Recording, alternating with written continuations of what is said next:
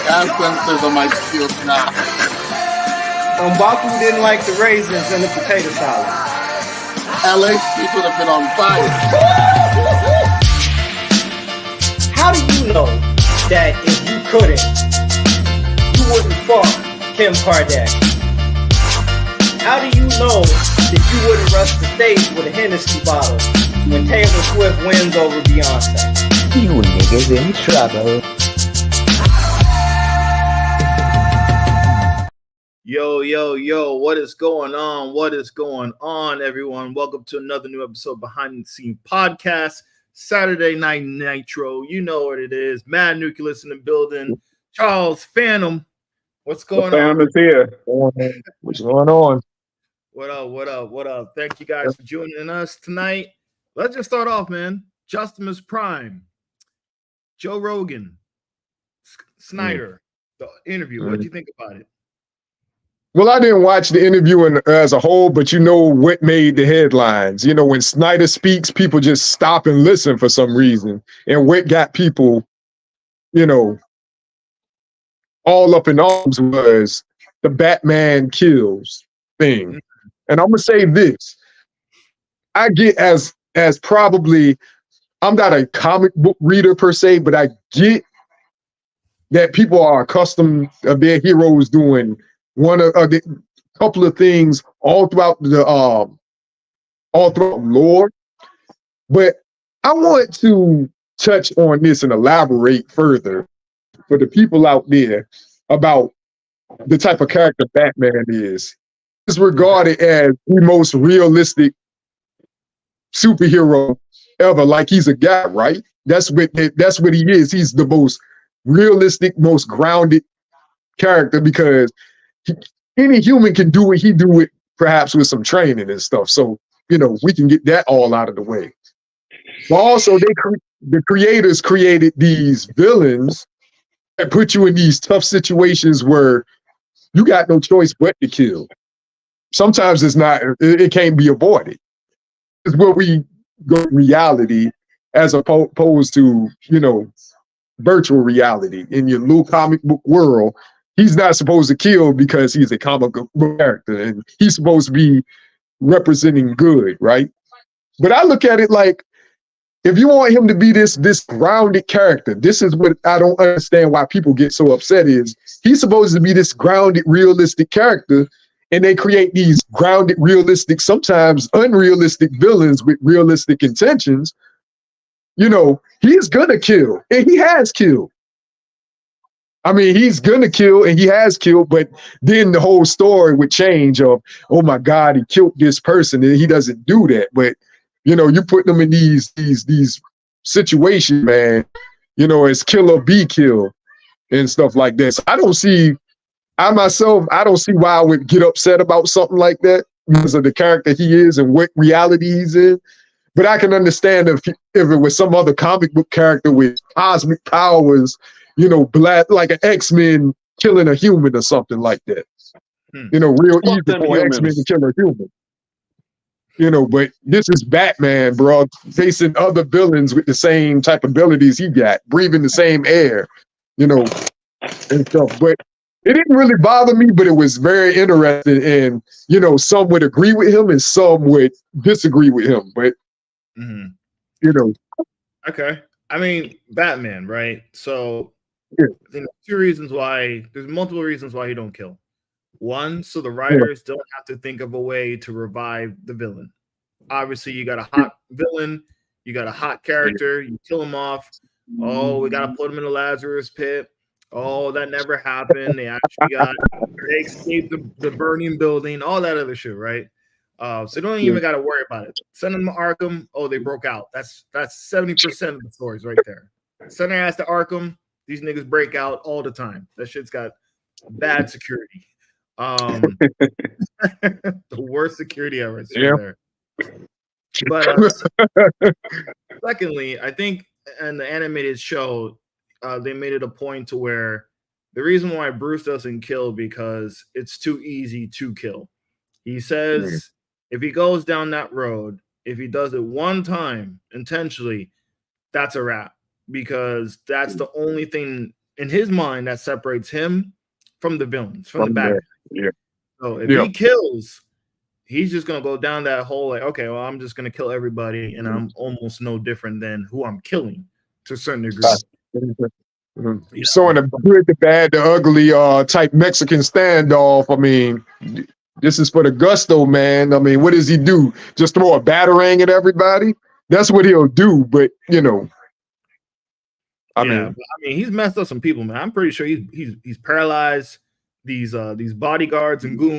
I'm pretty sure he's accidentally killed a couple people, because you take a punch to the face that some of these guys have, you're like, yeah, he's like homeboy who he comboed in the Batman, the one Joker dude. He was just beating on him in the ring.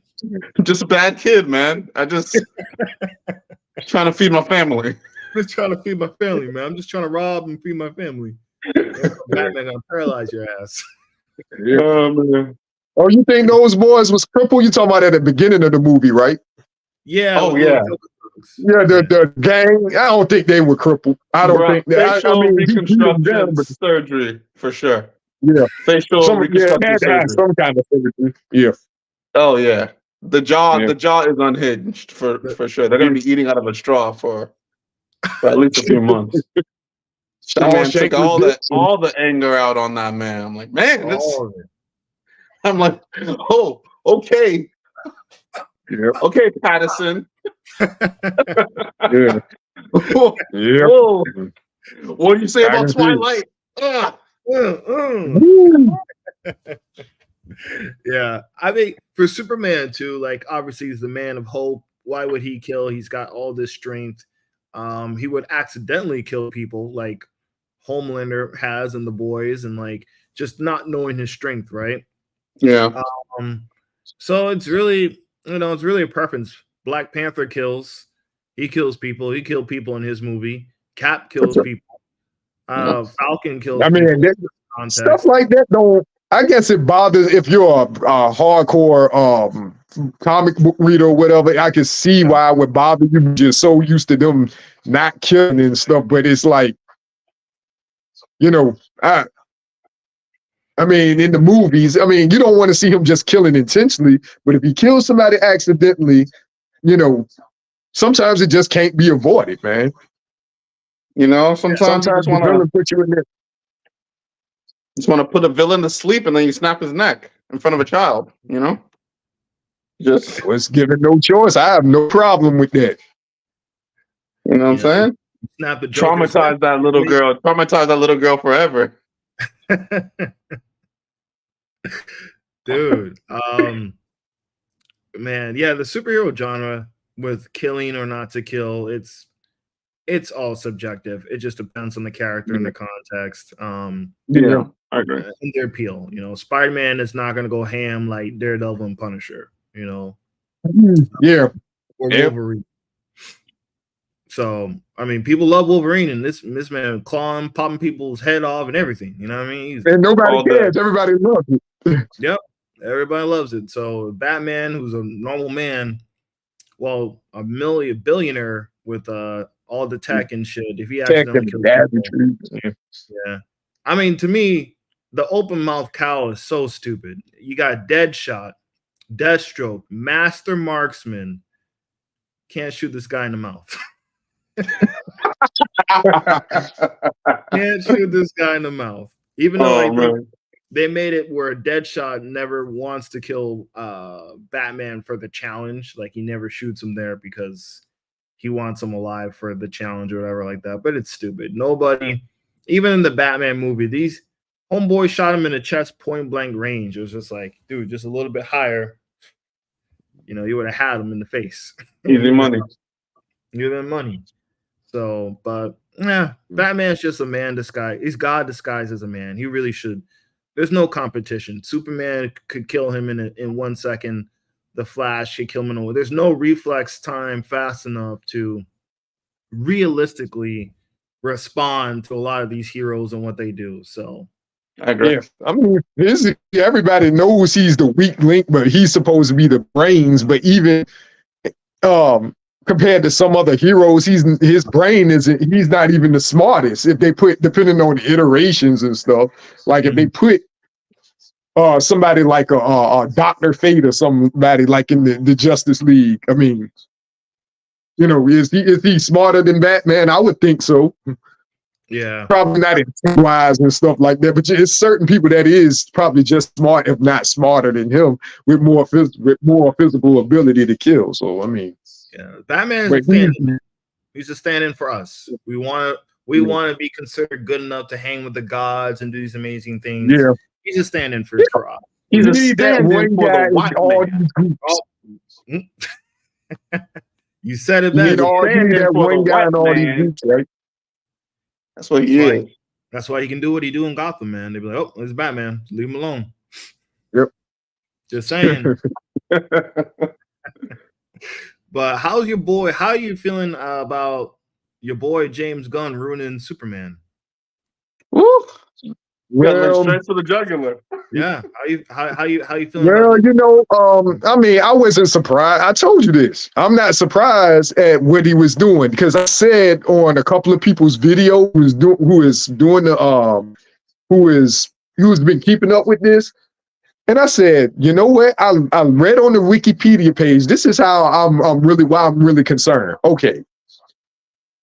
To start back at just a couple of weeks ago, they said that the budget was about $364 million. I said that cannot be right. I don't think it's right. I hope to God that's not right because no movie costs that much to make. No movie, none. Not even two movies.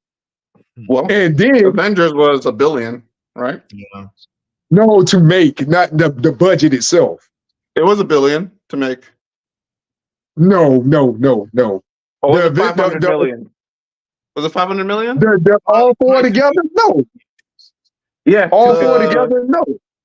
They shot it together. Hold on, let me double check. Yeah, all four together is not $1 billion. Look at the budgets of all of them and add it up. Whatever they got, because we don't know how much they put in marketing. We don't. So I'm gonna keep that out. I'd say about 250 for Infinity War and 250 for Endgame. So I think they made it 500. Yeah. I would say it was close to 700 total. Mm-hmm. That brought up, but that's 4 movies, not one. 4 movies compared to one. I hope now we don't know what the budget is for the new Superman movie. So yeah, I mean, but what I saw on Wikipedia. What I saw on Wikipedia is they cast a Miss Tessmaker and an Otis for that movie. And I said, man, we're getting Superman movies. Endgame, additional filming took place in Scotland. Whoa, okay. Endgame was 400 million. Hey, yo, Justin, what up, man? You all right? Just all together, so that was 400 million. Yeah, they said that Endgame was the most expensive. Yeah, Endgame was the most expensive film ever made. Yeah. Yeah, so okay, up that to close. Yeah, that's probably close to $1 billion for all 4. But that's 4 movies, not one. What's up, man? Justin, what's up, Jack? What's good? What's going on? Hey, hold on, brother. It look like I'm winning right now, man. Oh, snap. No, I'm winning right now, Justin. I'm winning right now, dog. It's close, ain't it? It's closer. I'm shaved. I'm shaved. Right. Hey, look, I'm gonna be right there soon too, brother. I'm gonna be right there soon too. It's all in good fun, bro. Yeah, just let it go and free, man. Feels good. Sometimes you just gotta let it go, man. Gotta tell some of these athletes and stuff with all that money, just let it go, man. You talking about LeBron? Yeah. Directly. He ain't the only one, but yeah, gotta let it all go. Oh man, when you got the money, man, you can get that hair implant easy. You know? Yeah. I don't think I can mess with that, even with all that money. No, not the Steve Harvey wig. Steve Harvey. Oh boy, that's I don't even want to talk that. That was like, is that for real? Yo, brother. Steve Harvey was running around like George Jetson, man. Like how you got the flat top in the back. He had to let that go. That was woo. The Bobby Brown. He was trying to be like Bobby Brown from the late 80s. Oh man. But yeah, bro. I ain't mean to interrupt, man. What we got on the docket? What we talking about, man? Yeah, man. why is they were asking me about why James Gunn is ruining Superman, and I was like, hey, I just saw about a couple weeks ago that he cast a Miss Testmaker and an Otis for that movie, and I said, bro, we're getting a Superman the movie rehash. Man, I don't want to see that. It's safe. It's safe. That's what JJ would have did. No, bro. No, they were. I'm gonna get on that. I don't want to talk about that. That's what JJ would have did. JJ Abrams. Yeah, that's what JJ would have did. Oh, bro, obviously no. That's what JJ they were talking about. Black Superman in the Civil Rights era. Yeah, that's real safe. Oh God, no! Don't do it. Nah, that was cap. I'm saying, when Brooklyn's League was, he was supposed to fight the KKK. That would have been cap. That was cap. It was leaked like so many people was leaking that out. I was like, what? No, bro, this ain't gonna go over well. Nah, Mike Epps. Said Mike Epps like, nah, you gotta 86 that. 86 that idea. I can see I hope it's Cap. You wouldn't think it's Cap, but I can see that Man of Steel scene with the father, but it's not the father, it's Martin. And he's gonna save him. He's like, no. Yeah, y'all can cover that, but I'm just covering them. Oh Lord, please don't. And I saw the pictures of this new Superman, and I'm gonna tell you, man, I'm getting CW vibes. There was I mean, there was no listen. In that picture, there was no green screen and no blue screen behind it, and no chrome key except for on like the suit. And I don't even know if it was chrome key dots as a part of the suit. So I was like, man, I don't know what they're doing, but Justin, are you going? That's all. That's the only question I want. Going where? Are you going? Are you going? Going where? Are you going to the movie? Bro? Yes. Are you going? I need to see a trailer first. You going, bro? I'm just gritting my teeth right now, bro. Justin, you're going. You're going, bro. You're going, man. No, I'm not. I didn't go to the last the few DC movies. So what makes you think I'm going to that? All right. I didn't go see Lost Kingdom. I didn't go see Blue Beetle. That's racist. No, I actually saw them both on Max. They were actually pretty decent movies, man. But in good faith, I couldn't watch those movies at the theater. Lost Kingdom? That wasn't bad, man. Okay. All right. It wasn't bad. It wasn't great. I ain't gonna sit up there and say it was great, but it wasn't bad. They chopped up some Avengers scenes and threw it in a blender and made Aquaman. That's fair. They got the Iron Man speech in there. Yeah. They got the whole Black Panther Kingdom fighting. That was James Gunn changing the dialogue there, bro. Yeah, because they enjoyed it. Because they were supposed to have both Batman, Ben Affleck's and Michael Keaton's Batman, but they scraped those scenes and just said, we're just going to end it after Lost Kingdom and just add some quippy, funny dialogue between the brothers. It was so damn cheesy. I'm like, God. Wait, hold on. Wait. Both Batmans in what movie? In Lost Kingdom, or are you talking about in The Flash? Lost Kingdom. Well, Lost Kingdom. They were supposed they scraped the scenes because James Gunn took over. This is what I was telling y'all. When he took over in 2021 after Black Adam, all the movies that were still in post-production and reshooting, he just said, add this, add that. That Clooney scene, that was James Gunn. Because at the end of that movie, it was supposed to be Cavill, Supergirl, and I think Gal Gadot was supposed to be in it. All at the end, at the courthouse scene, they showed the on-set pictures and stuff. It got scraped. Oh man, bro. That was James Gunn that said we're not gonna have no continuation, and it was supposed to be Ben Affleck's Batman trapped in the time vortex where he tells Flash, "You gotta come get us. You gotta come save us." Like you did the thing. That doesn't work for me, bro. That shit. So y'all like that Clooney scene where he had the two chopped out. So that's what y'all wanted. That was Batman and Robin all over again, bro. I didn't want the movie to come out at all, bro. Ryan. Oh, Ryan. After all the reshooting, I was like, you know what? I don't even care no more. Man, we 20 And minutes then- in. This is gonna be amazing, bro. This is gonna be yeah. mint, I already know where this is going, man. Mm-hmm. Well, let's stay on DC for a second here because the Penguin trailer just dropped. Finally got to see it. Uncle The only Jack. good thing they putting out. Say The what? Which only trailer good dropped? thing they putting out. I think to answer that, I think that reminded me of the Sopranos, dog. I was getting Tony Soprano Oh, Penguin. vibes from him Godfather, sitting on the couch. Goodfellas, and American Gangster vibes too. So if it's probably gonna be a mini series. I mean the most important part of it is that you seen the name Matt Reeves. That's the most important part right there. Matt Reeves. Yeah. That's enough right there for me to know that they put some time in and they haven't It's a given up. spinoff of the movie. Right. That they Yeah. haven't given up on what they started. But like, bro, my brother told me that's not hitting till next year. That's not coming out this year. No, that's coming out October this year. You Oh, should They be wouldn't show a trailer if it came out next year.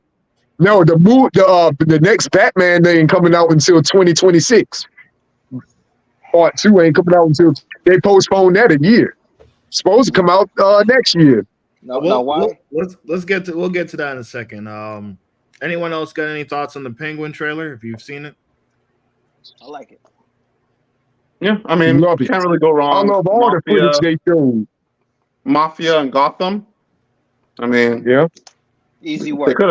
they can definitely make it work. So, Peanut butter and jelly. it's a series or a movie? Yep. It's a series. Good move. Good move. Supposed to be about 8 episodes or something like that. Yeah, can't go wrong. I mean, Mafia and Gotham. I mean, Gotham's the one city. Yeah, I'd say probably Gotham's probably the best city in the DC universe to have any kind of extended storytelling. So easy. yeah, I mean, they could have done. I mean, that's why I always felt the show dropped the ball. They could have really milked that show. So yeah, Gotham Mafia series. Let's go. Right. And the other thing I was gonna say with that before we kind of move on to some other stuff here, I think that it shows that they still want us to keep in mind what they did with the Batman. They don't want us to be too far removed from that setting that they established there. So I'm rooting for it, bro. Whenever it hits, I'm right there for it, man. I'm definitely right there for it. Well, it was successful, so why not continue with it? I mean, it was successful, so milk it as much as you can. I mean, this is DC that we talking about in Warner Media, so you know, you never know. That leads me to my next question, actually, by the way, because we did get the news that the Batman was delayed till fucking 2026. That shit came out in 2021, made about 800 million. 2022. 2022, my bad. Good correction. Yeah. 2022 made about 800 million in the box office and was overall decent success, decent reboot. Orion, I'm gonna throw it to you. We know James Gunn is gonna have his own Batman. We know some of the previous issues was that there was too many different versions of too many different characters all at the same time for movies. You know, yeah, Ben Affleck as Batman, you had Robert Pattinson as Batman, you had the CW Superman, you had Henry Cavill Superman. My question to you, Ryan, is this. Would you continue with the Batman 2, Matt Reeves, or would you say, screw it, cancel it, it was one and done, we're going to only continue with James Gunn's newest version of Batman? Phew, that's a good question, because DC or the DCU is not having a good track record, and if they keep rebooting it, then it's just going to keep losing interest and stuff like that, just because they can't keep consistency. And consistency is usually something that fans and usually the industry cares about the most. It's consistency, you know. So if you just go ahead and just do, just jump into a James Gunn DCU, I guess, usher or era for it, for like, you know, just kick it off right away. And, you know, that just pretty much just defeats any other existing project that already that goes on right now, especially, you know, with Aquaman and Of course, Robert Pattinson's Batman and everything else is just like, they just defeats the purpose. It's almost like you're just playing the skip card at this point, and you can't be doing that, But if that's directions they got to go, and they believe in James Gunn's vision and stuff, and possibly be the who ran MCU again? What's his name? Feige. Who? Kevin Feige. Yeah, Kevin Feige. Yeah, so if they can believe in James Gunn's vision of doing a Kevin Feige era run for DCU, then hey, go for it. But they want to shoot themselves in the foot, man. Let them do it. Good answer. Hey, man. Uncle Jack, you next, man. You scrapping the Batman too? Hell no. Not a chance. Not a chance, bro. If anything, this should have. I'm gonna say what should have been the course of action is to respect whatever it was that we're doing with the Batman. This was a free opportunity for James Gunn to do Batman Beyond. Free opportunity. Open. They fucking blew it. Because they think that they need Bruce Wayne to make whatever connected universe be successful. Mm-hmm. The Batman, for all intents and purposes, bro, is the guy. That guy is our age, right? That guy that we seen in the Batman was born in the 1990s. So James Gunn's Batman is going to be born in the 2000s or the mid 90s. Like, what do we have in common with two Batman? Why do we have to do that?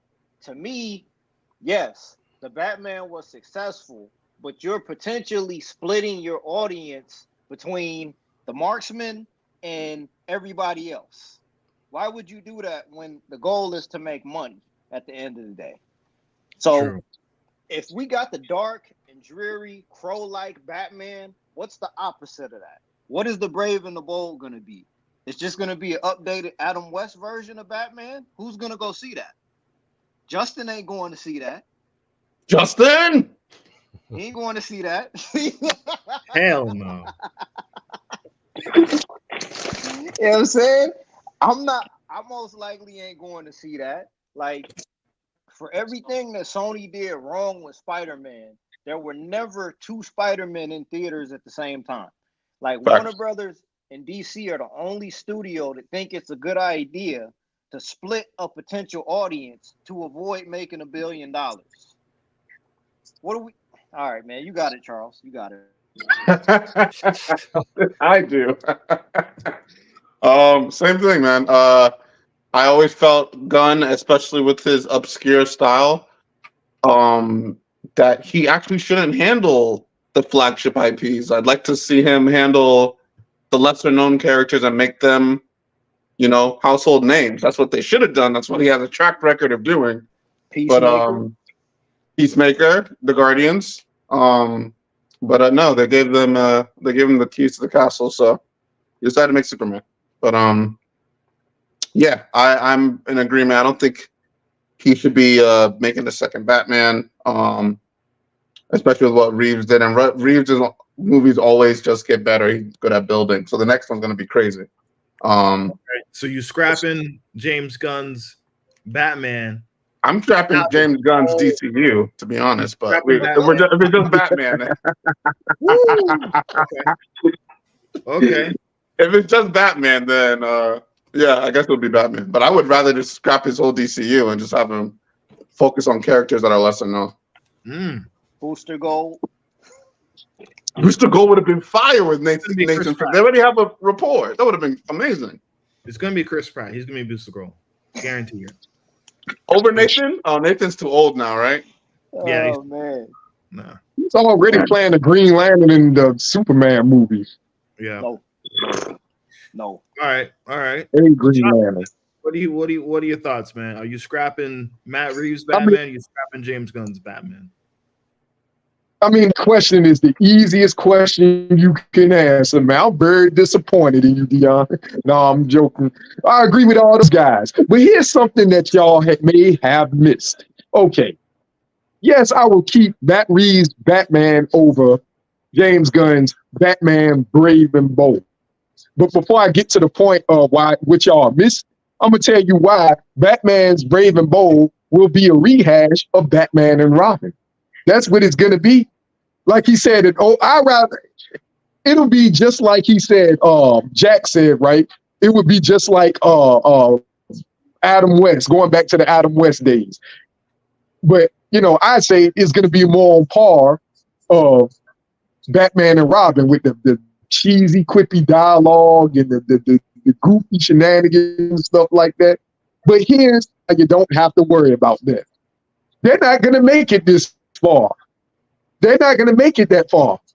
That movie is gonna probably come out in 2027, supposedly. But here's why it's not gonna make it this far. Here's not why it's not gonna make it that far. Okay. WB is in debt. They're gonna get sold, and the new people that's gonna take over WB is gonna say, Why do we have two Batmen? Anybody with common sense like we got? Why did they got two Batmen? And James Gunn, with all due respect, you do well with lesser known characters, but you are not built for Superman. You're not built for Batman. You're not built for any of those big characters. I wouldn't trust James Gunn with the major IPs. I won't trust him with Wonder Woman. I won't trust him with Green Lantern, The Flash, Cyborg, none of them. Damn, he said Cyborg. I trust him with something like 5 or something like that. I won't trust him with none of them characters. James Gunn can only handle Lobo. He said they won't even make it that far, bro. Damn, bro. They won't make it that far. WB's stock is low. They're gonna sell that company soon. Wait for it in the trades and when your phones go on. Well, they're gonna sell that soon. Well, that's inside baseball. Right. We're not gonna have to worry about a Batman Brave and Bold because it's not gonna make it that far. Right, it's not gonna make it to the pre-production phase. Damn. DC, how much does Superman have to make for James Gunn not to be in the hot seat? 800. 800? They got to do Guardians 3 numbers. What do you think, Orion? Oh,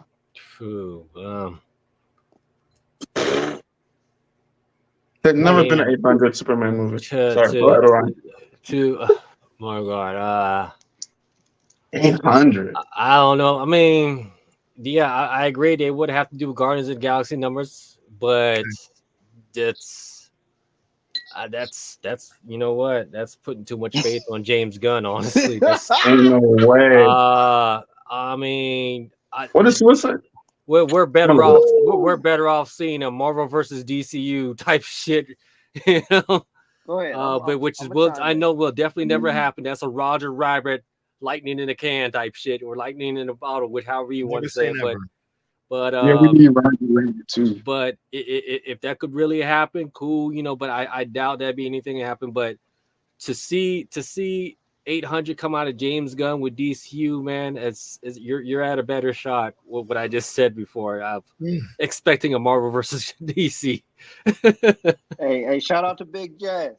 Jazzy, we see you. Jazz the gangster in the back. Yeah. Yo, you're tripping. Suicide Squad did 168. But that was a pandemic release, bro. Yeah. Stop it.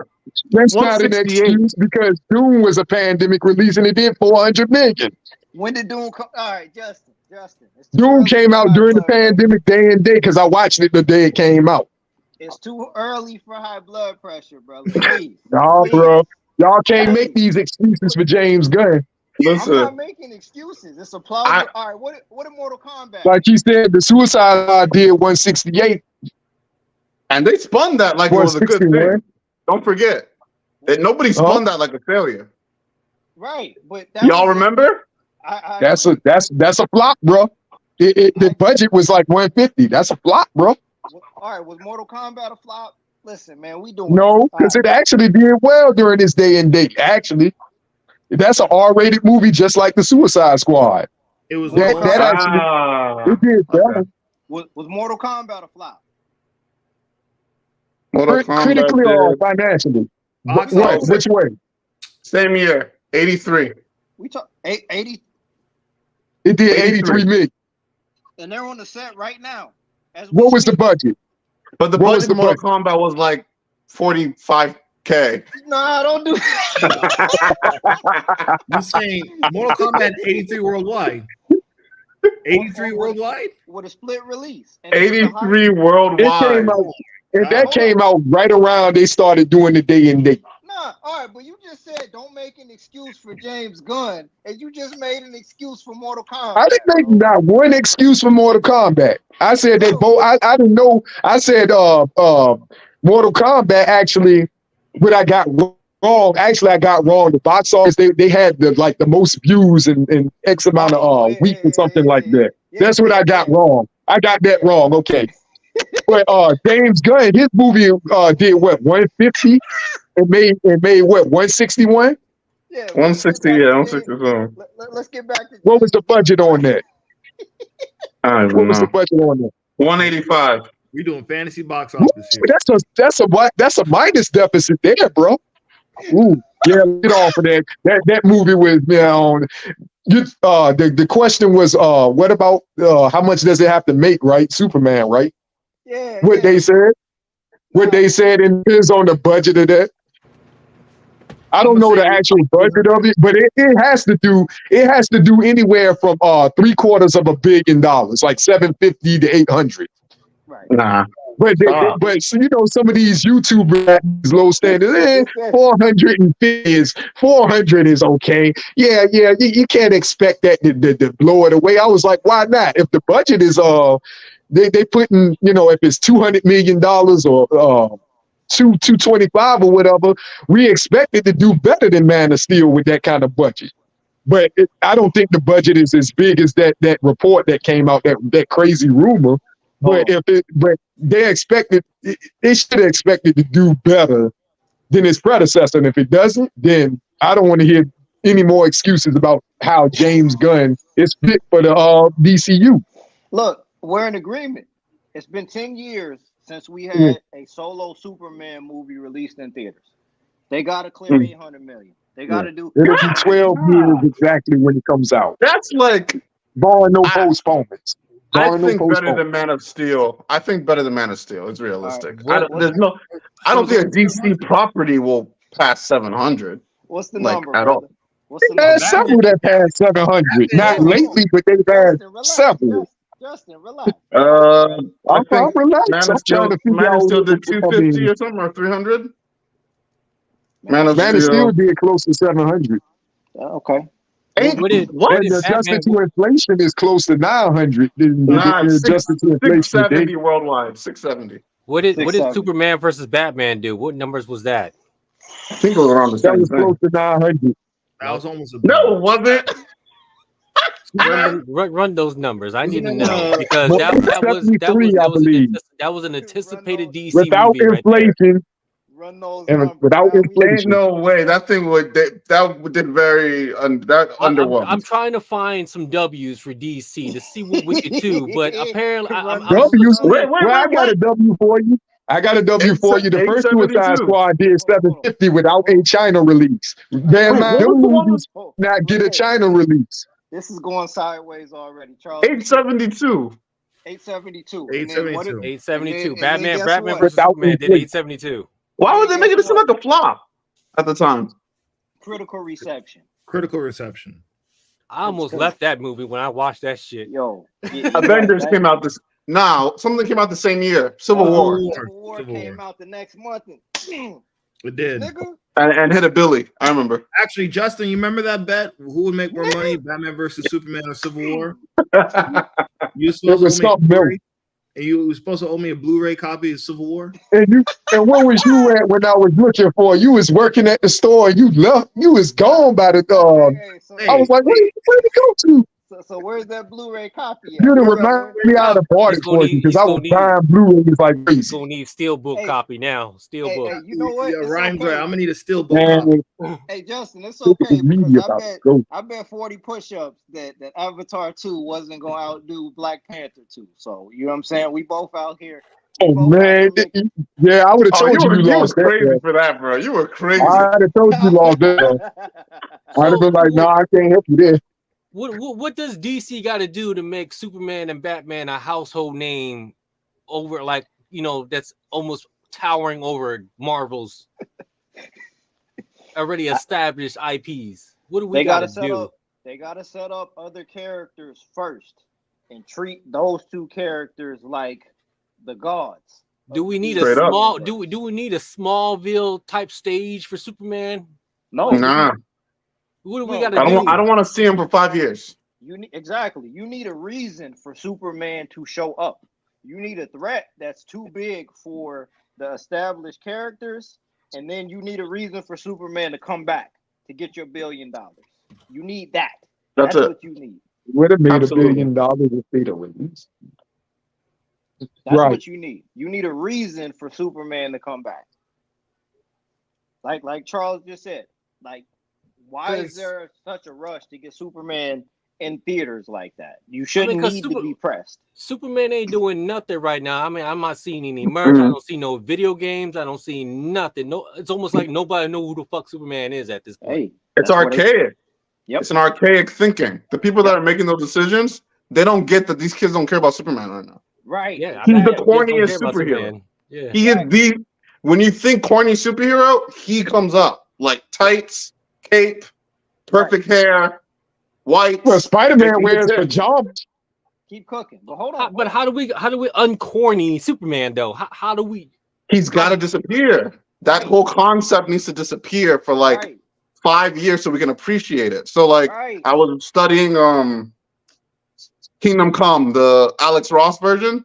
Yep. They made that because the heroes that were coming out were becoming brutal, and they wanted to reignite that feeling of like the American dream way and all that shit. But they were gone. That concept was gone.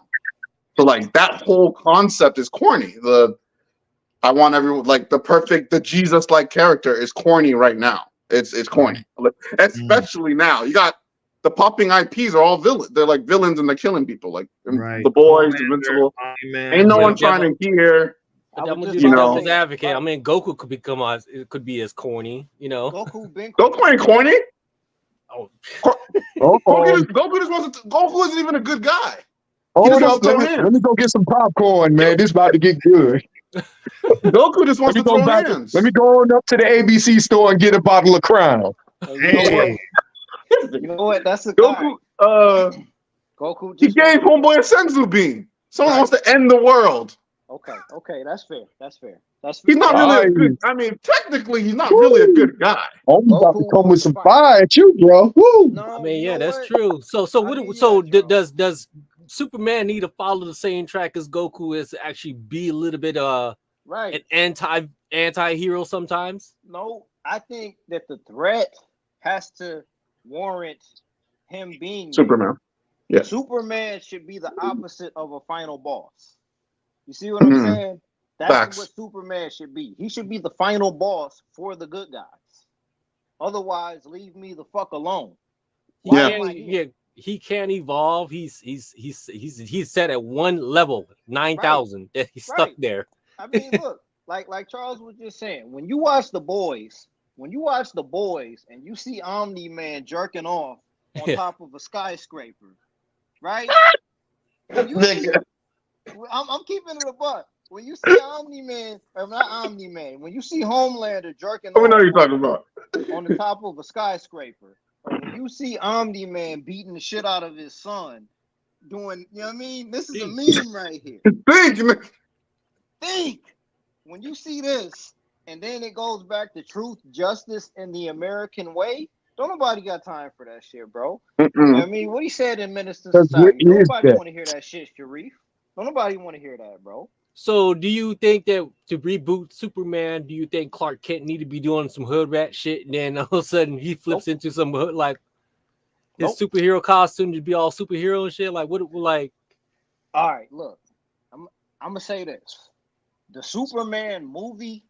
If we get the best Superman movie that you can make is where you give him a reason to go away and not want to do it anymore, and then you give him a reason to come back. That's it. do we kill him? Facts. No, we just give him No. a reason to go away. He goes away. no, like Green Goblin said, you attack his heart, right?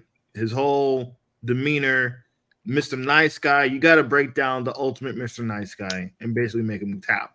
Do we need to kill Lois? Ooh. Injustice, God. And that's the thing. So, like, go ahead. Sorry. No, go ahead. No. I forgot I was gonna talk about the Superman and Lois. They focused on his family, like, cause I mean you can't kill the guy, so the focus was on his family. So same thing, the heart, all that. He needs to like go away, like he needs to not be the focus, like right now. So and you have to the second part, which is not rush into it. So if he's gone, let him stay gone for a minute, so we can actually feel like, yo, what's gonna happen? Because every time we're in a Superman movie, we're just like, where's Superman? That's all you're thinking. But like, if you actually sets in that this guy is not in this universe, dread will start to actually set in. Like, okay, this shit can actually end. Where's Flash? This shit can actually end. So when you get rid of those bigger IPs, you can actually try and set in something thrilling, like that. There's actually stakes. Like, when was the last time the DC had stakes? Like, there's no stakes out there. Zero. Dark Knight Rises. Dark Knight. And Nolan was like, no Superman in my shit. I'll give you a producer credit, and that's it. Don't come to my set, Zach. That's basically what he's doing. So, yeah, but, don't make him black. Don't make him fight. Yeah, don't make him black. Racist and civil rights. That's not gonna spice up Superman. By I want that Martin scene. Like, no, look, that has to happen. Superman's a crack baby. Good lord. Oh God. Oh no. It's tough. It's a tough character.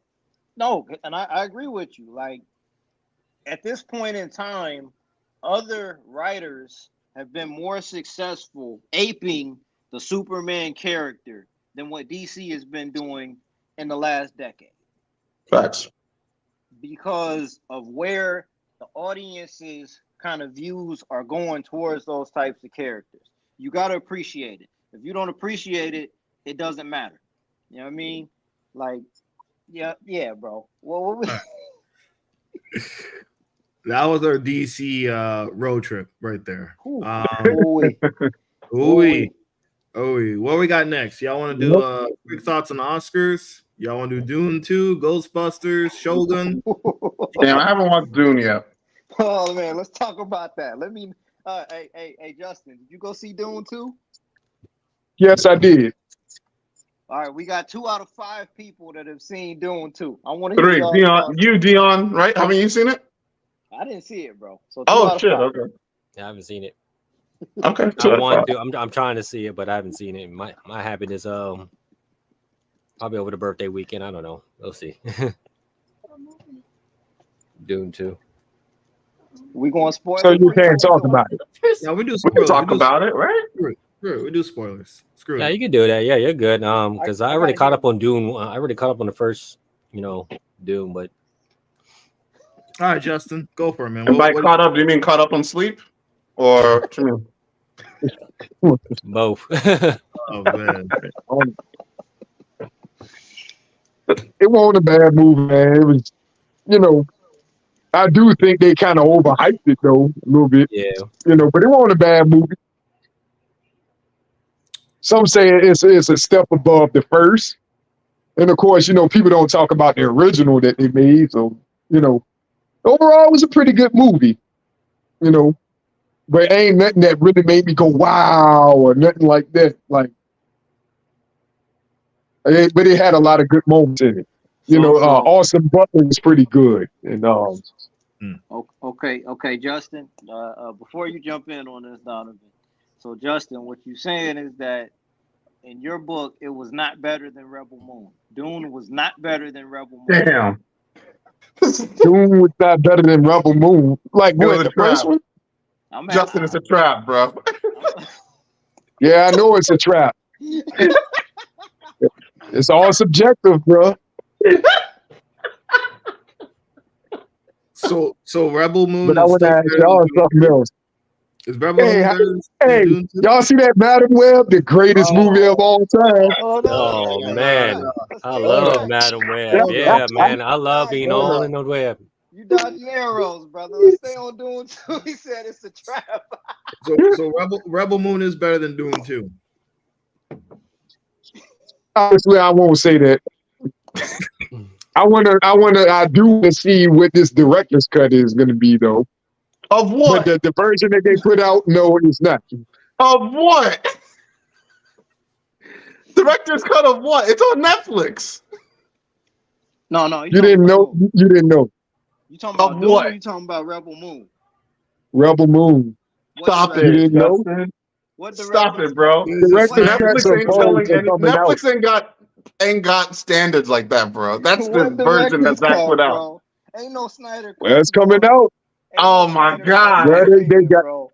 Ain't no Snyder cuts in streaming, dog. Don't do that, brother. Well, there's a Snyder cut in streaming. Fuck Stop. out It's called it's called Justice it's League. called Quiet on the Set. Wild on the set. Wow. Y'all want to talk about that, or y'all? That's the Snyder cut you're looking How for, about the right? Snyder cut of the? How about the Snyder messed cut of? How about the Snyder cut of? Nope. Don't do it. Don't do it, bro. Vince McMahon, huh? That's the McMahon cut. Listen, bro. The McMahon cut. Ain't no such thing as a director's cut. That's the when it Diddy goes cut. straight That's to what it The is. Diddy cut. The Ain't Chicken no cut. such thing. That's a double. That's a tag team The right there. Timberline Maxwell cut. Oh, this is getting crazy. This is getting wild. Jeffrey Epstein cut. There ain't no The such Epstein thing cut. as a director's cut on streaming, dog. Everything that you saw in Rebel Moon First 1 time and for 2, everything, man. brother. Oh no. You said it was coming out in August. Huh? You said they were coming out in August. Bro. The With director what? cuts of his movies in August. My question: what for? Well, boy, director. Rebel Moon was supposed to get theatrical, like worldwide theatrical, and so he said, "I'll put out 2 movies," because he just really wanted to put out like the longer versions of the movie. But he said Netflix went to him and said, "We want to do 3 theatrical because they're supposed to be going into the theatrical atmosphere." But I guess the strikes and all that stuff kind of messed things up. So, and he only got a chance to show his movie in like, in cities or something like that. So that, Man. Hey. so I was like, that kind of defeated the purpose anyway. So All right. Let's Sounds talk like a I about guess he could have just went on and released the longer cuts though. No. That's What are your how I top 3? feel. What's your top 3 Zack Snyder movies? No.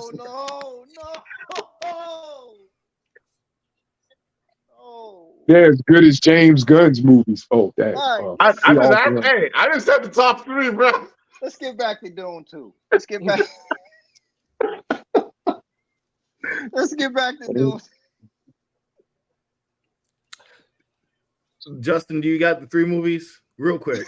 Can you do it? Who I got 3? Top 3 Zack Snyder movies. I got 3. All 3 of them Let's go. in the bargain. Zack Snyder Justice League, 300, and Man of Steel. You said 300 Man of Steel. Which one? And the In Snyder his cut. Justice League movie. And the cut. Yeah. So Watchmen. No, I said 300. Yeah, that's what I'm saying. No Watchmen. No Watchmen's not- that's Dawn of the all Dead. None That of was those. good. Oof. Okay. They close. Dawn of the Dead is close. It's close. Dawn of the Dead. Okay. But it's not top 3. All right.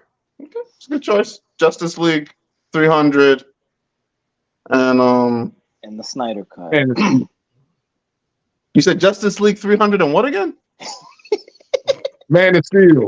Man of Steel. All right. All right. Dune 2. All right, cool.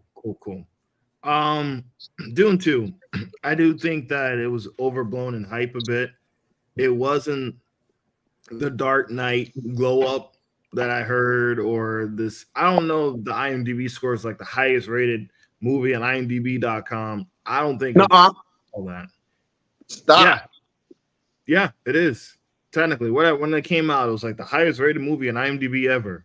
But I think it's a hype machine to get people back in the theaters to get some box office. Yeah. But it was definitely. I fell asleep in the first movie, and I didn't fall asleep with the second.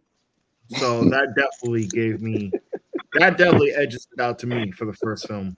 I didn't know what the hell was going on for the first movie at all. And the second one was pretty much summarized as you got a fallen kingdom, you got the chosen one prince who's got to rise up, lead an army to exact revenge on the killers of his dad. That was completely understandable compared to the first one. It's almost like Phantom Menace, all the political bullshit going around about the separatists and the Republic and all this other stuff. So technically, visually, very well crafted film. Denny V, this guy doesn't miss. It gosh, man, it was really visually a treat. And I think the score, Zendaya acts circles around everybody, as she usually does. She was the emotional core of the story. Is Zendaya. She came and she ended up with the silver medal. Yeah, technically, yeah. Man, bro, I said, no, that's foul. I mean, she took on the challenge. Yeah, but you know, I have everything great to say about the film, but it depends on the third movie because it is probably the best white savior film of all time. Over Barbie. Over what was it? Last Samurai. Over Barbie. Goddamn. Okay. Over. I mean, Barbie. I still ain't seen that. That doesn't feel to me. I mean, Barbie is Barbie. That's kind of steeped in that. Oh my God, Lord have mercy, bro. They called her White Savior Barbie in the third act, bro. In the last 10 minutes of the movie, she was called White Savior Barbie. So this outdoes that. Yeah, because okay. I mean, you know, most of the dolls of Barbie are like white, right? They're all white, yeah. So, Dune 2, you have the prince, the fallen prince, taking over a very Middle Eastern, African cultured sand people. And they're all black and brown. So like, Planet Namek, according to the blurs. Yeah, Planet Namek. There's no white sand people on this planet. They're all black and brown. Dragon Ball coded. They got Hispanics, they got the Middle Easterns, and people of all color in that culture. So this guy literally rises through the ranks, and he's the Messiah. His mom takes over as high priestess. He takes over pretty much their army, leads them to battle. He's victorious. He's the chosen one. He goes into this final fight with his cousin, which is like the plot twist. His cousin is like the villain, like the main antagonist, the second antagonist of the film. Was that he Batista? Wins? No, not Batista's brother. The character Batista has a brother. Introduced. Gosh, what's his name? Austin Butler. Austin Butler. Yeah, who played Elvis? He was good, man. He was good. He was good. Rooting for him. I was rooting for him to whoop the main character's ass because I felt like he got it a little too easy and everything. He has a punch in the face. Yeah, and it was like, okay, I'm expecting kind of Empire Strikes Back. Like, okay, you think he's gonna get the ultimate W and his shit's gonna come right, the rug's gonna be pulled underneath his feet. Nope. Nope. Nope.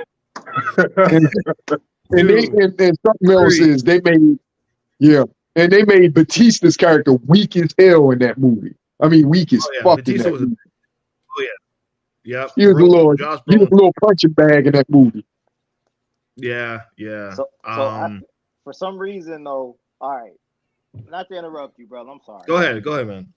From what I heard, the visuals were amazing. Amazing. Yeah.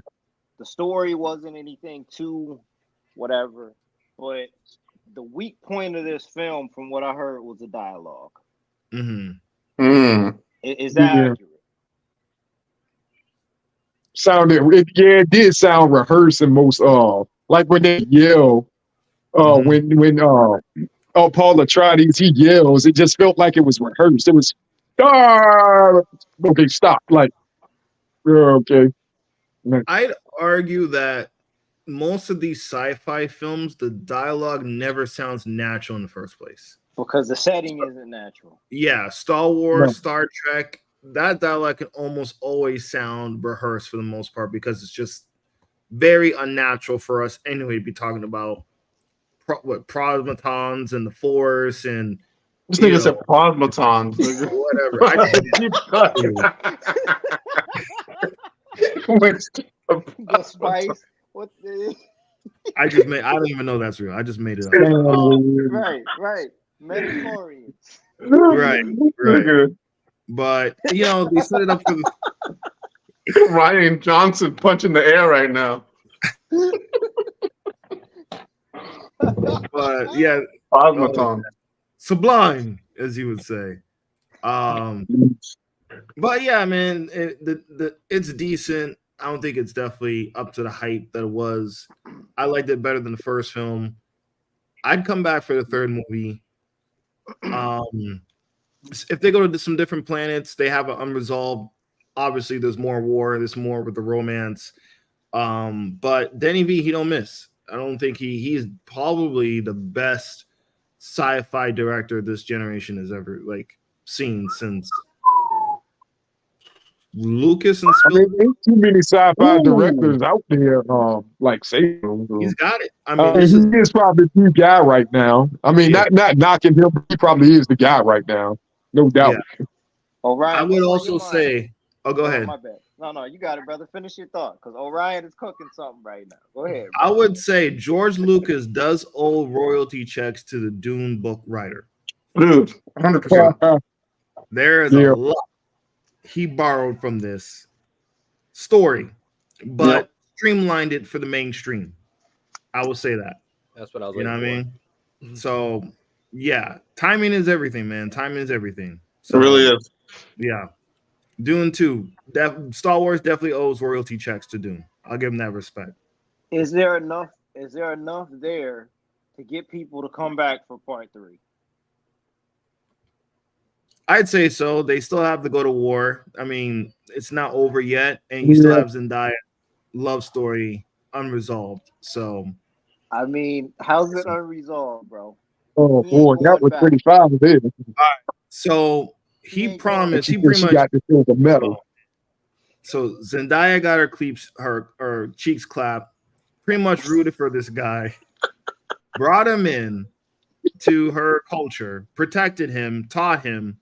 They fell in love, and basically at the end of the film, he decides to marry Florence Pugh's character, who's basically the daughter of the high emperor. Daughter of the corrupt king. Basically said the corrupt king, played by Christopher Walken. Love you, Zendaya, but I'm gonna marry the princess to keep this political peace and go off with her. Hail to the king, baby. Yep. Hail to the king.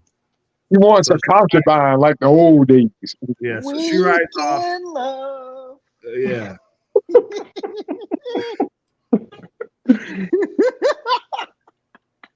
And she's okay with that? No, she rides off in tears. No. Upset. Oh, she was pissed.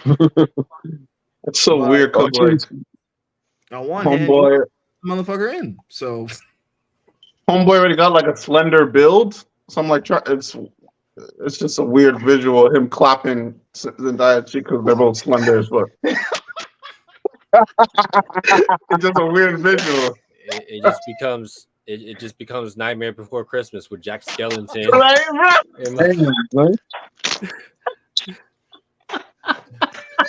Damn, son.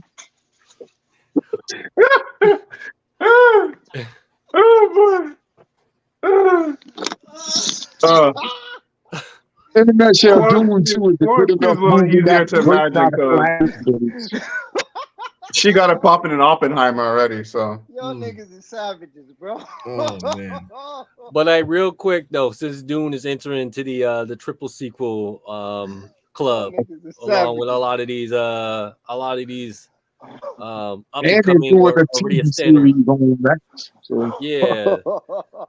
Because Star Wars is already beyond the triple sequel, but where we at with we got Harry Potter, we got Lord of the Rings, we got Twilight, I guess, or some shit, Yeah. Where's it at the pop culture scale of?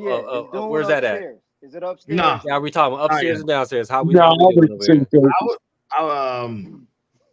Middle. It's I don't even say middle. It Nah. popped more than it should have for the source material. Sandworms and shit and phasing and so, like it's not there. It's not upstairs. Here's how you'll know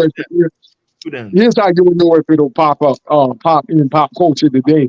If you don't see nobody in Halloween costumes come Halloween and stuff like that, then you'll know. If you see a lot of people in like the, with the breathing thing in the nose and stuff like that, people dress that. And, that shit ain't happening. You'll see that at Comic-Cons, but if you don't see casual kids and stuff dressing up in Halloween costumes, then it's not. But if you see quite a few, then it's growing. Yeah, I know. So that's how you know. You might see the sandworm sex toy at adult stores coming. God damn. The popcorn bucket. I don't know. I heard about the popcorn bucket. I didn't see it. That's nasty the Dune bucket. The Dune bucket. Man, I said what? With a fresh pack of sand right there, a fresh pack of sand for you. Horrible. Spice. That's nasty work. That is nasty work. So, from what I'm gathering here, before we kind of wrap up here, this sounds like a movie with nobody to root for. It sounds like there's no actual protagonist in this movie. It sounds like there are characters that are just in a situation pretty much. I'd say so. I would nobody. Obviously, there's a clear, okay, they're bad, they're good. And I know this is sort of the purpose. Shout out to Troy in Discord because he highlighted that is sort of the point where if you read the books, I guess the main character is supposed to be the bad guy. Like there is no real good guy. But the way it's presented in the film, it doesn't feel like that. It still feels like he's supposed to be honorable. It still feels like supposed to be likable, and he hasn't done enough shady shit except basically clap, Zendaya and leave. It sounds, what it sounds like? It sounds like the Hateful Eight, where none of the characters were savory. The main characters were savory, and whatever good guys had already died in the movie. Right. But all these characters were unsavory. They all was up to no good. Right, but or had ill intent. And not to interrupt you, brother, my bad. But I think along the lines of what Donovan is saying, though, is like with a movie like The Hateful Eight, that was the entire hook. The entire hook behind the Hateful Eight is these are all bad guys. Last man standing wins. With the way that modern films are set up, they don't leave enough room. It's almost like they're trying to make unlikable characters likable to get people in the theaters. Instead of just telling and they don't spend right. And I think another problem is they want to get these in theaters and they'll cut out it seems like they cut out all the important parts and make you say, okay, I see it there. And it's like, then you see you buy it on physical media and see the extended scenes, the deleted scenes, and it's like, why did they cut this out for? This could have been in the theater. Why did they trim so much of this fat that they could have used to get to go, yeah. But I think the idea was to have Paul Atreides reclaim his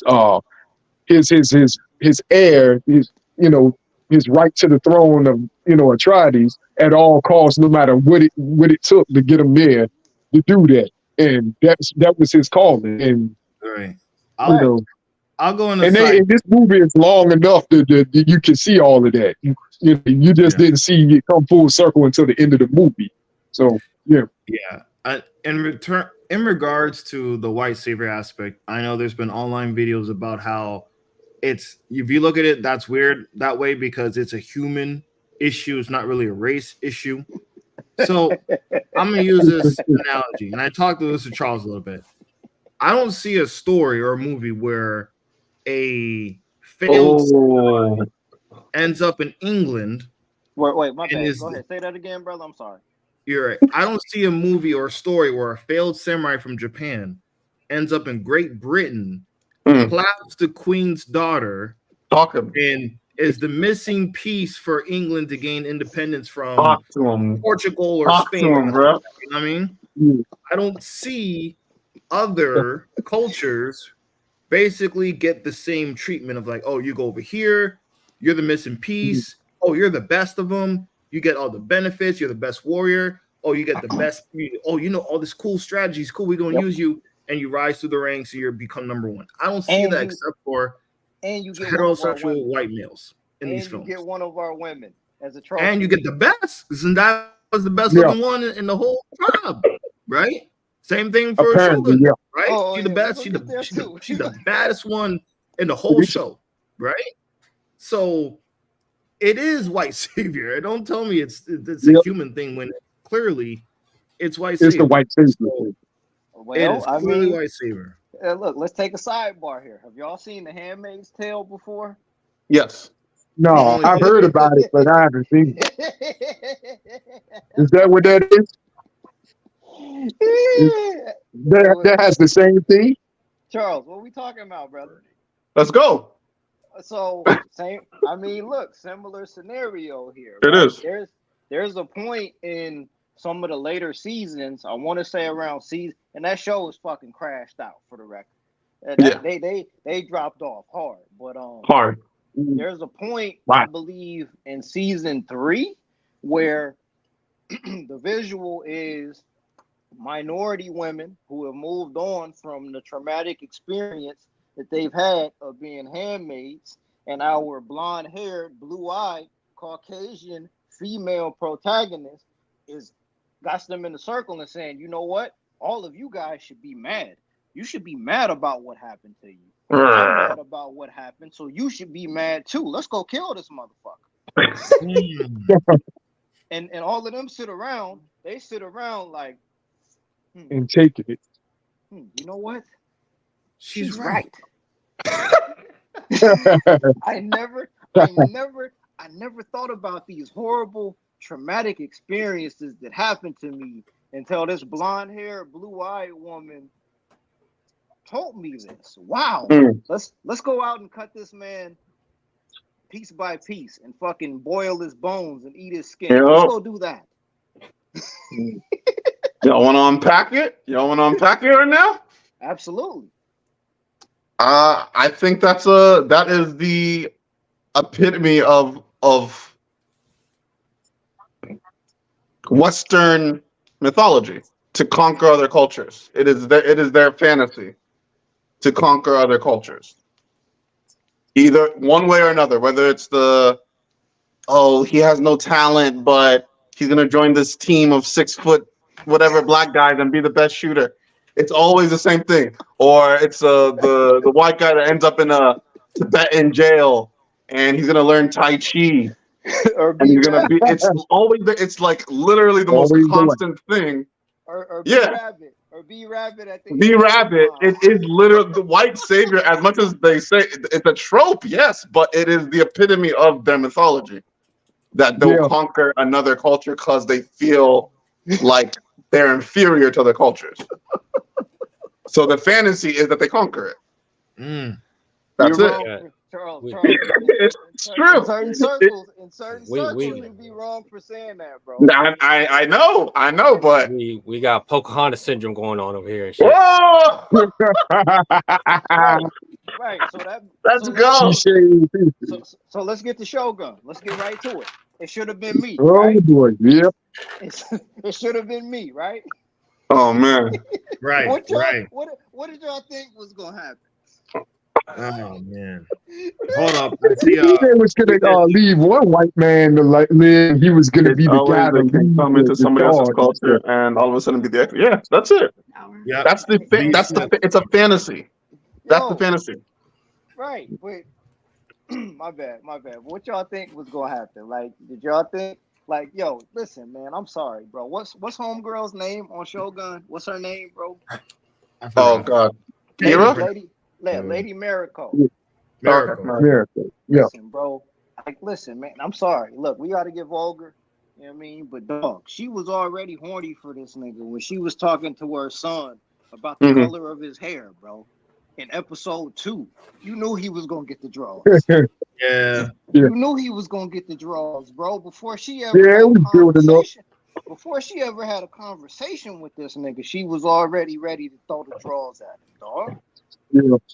Yep. Yep. I mean, you can see it. And plus, they were always around each other. So I mean, Oh shit! Listen, if y'all like, what she talking about? The heavens and the earth, the heavens and the clouds, and all that. All right. Yeah, the storming. Yeah, bro. But it's an addictive concept. That's why it's so easy for them to sell Hollywood movies and everything to the rest of the world, because it's the embodiment of the underdog. So yeah. In everything. My bad, not to interrupt you, bro. I'm sorry. No, you're good. Ahead, brother. So No, Donovan, man, everything. That's why everyone takes it. It's the underdog story. They created the underdog story. So my question for you, Donovan, is: does that ruin the show? A part of the allure of the show is that you have this European Spaniard white guy, I'm sorry, Englishman, right? Goes to a foreign land, totally he's out of his control, right? There's danger, you don't know the people, you're getting mixed up in this upcoming war. So the tension in the first 3 episodes is there. This guy, if he says the wrong thing, out of there, right? So it feels like, oh shit, like, you know, he's got to back his shit up, but he can't do it too bold because they're gonna fuck him up, right? You know, they're gonna fuck him up regardless. He's the barbarian, he's the heathen.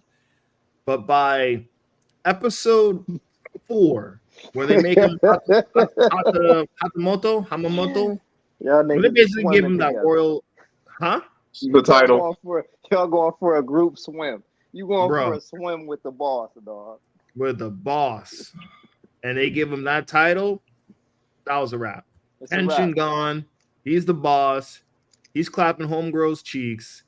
Her husband's alive. The husband's alive. He comes back and he shit talks him. Wow. Bruh. Did commit seppuku, supposedly. What did Cameron say on that song? He said, "I'm from Uptown, so I must clown. Where we take you, bitch, flash money and say what now?" Dude, he saved the emperor like twice now. So it's just evolved into really lightsaber, and I hate that it went this way, because I thought they were going to play more even, especially in the first 2-3 episodes, and it's just really too one-sided now. And I think the love story, that's not what I was here for. I wanted to see this kind of political war game of the Japanese kingdoms that fight each other. I'm not here for this. Basically, this fantasy. You know what I mean? Right. Like, We wanted some tension. Yeah, I wanted to see something. But dog, wait a minute. Didn't my man say that he got a wife and 2 kids? He said he has kids. I don't think he said he had a wife though. But I think that's the assumption. But he definitely did say he had kids. That's what he said. His kids had died, I believe. Oh shit, maybe he's lying. That's what he says. Because he went up front with them from the beginning anyway, of why he was there. You know what I mean? So might be lying. It's kind of derailed, man. And I thought they were gonna keep it to a nice level where it didn't feel like he was like up here now and they're down there. That hurts. Especially with the Hiroki-san not involved. I thought he would have combed through that thing and be like, nah, this ain't gonna work for me. But it is what it is. I mean, what's our expectation here? Are there any shows without lightsaberism?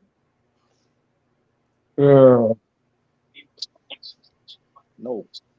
I don't watch too many shows, but it seemed like all of them got that trope. If they carry on for 6, 7, 8 seasons, one of them seasons or 2 of them seasons is gonna have them trope. So we fresh out of luck.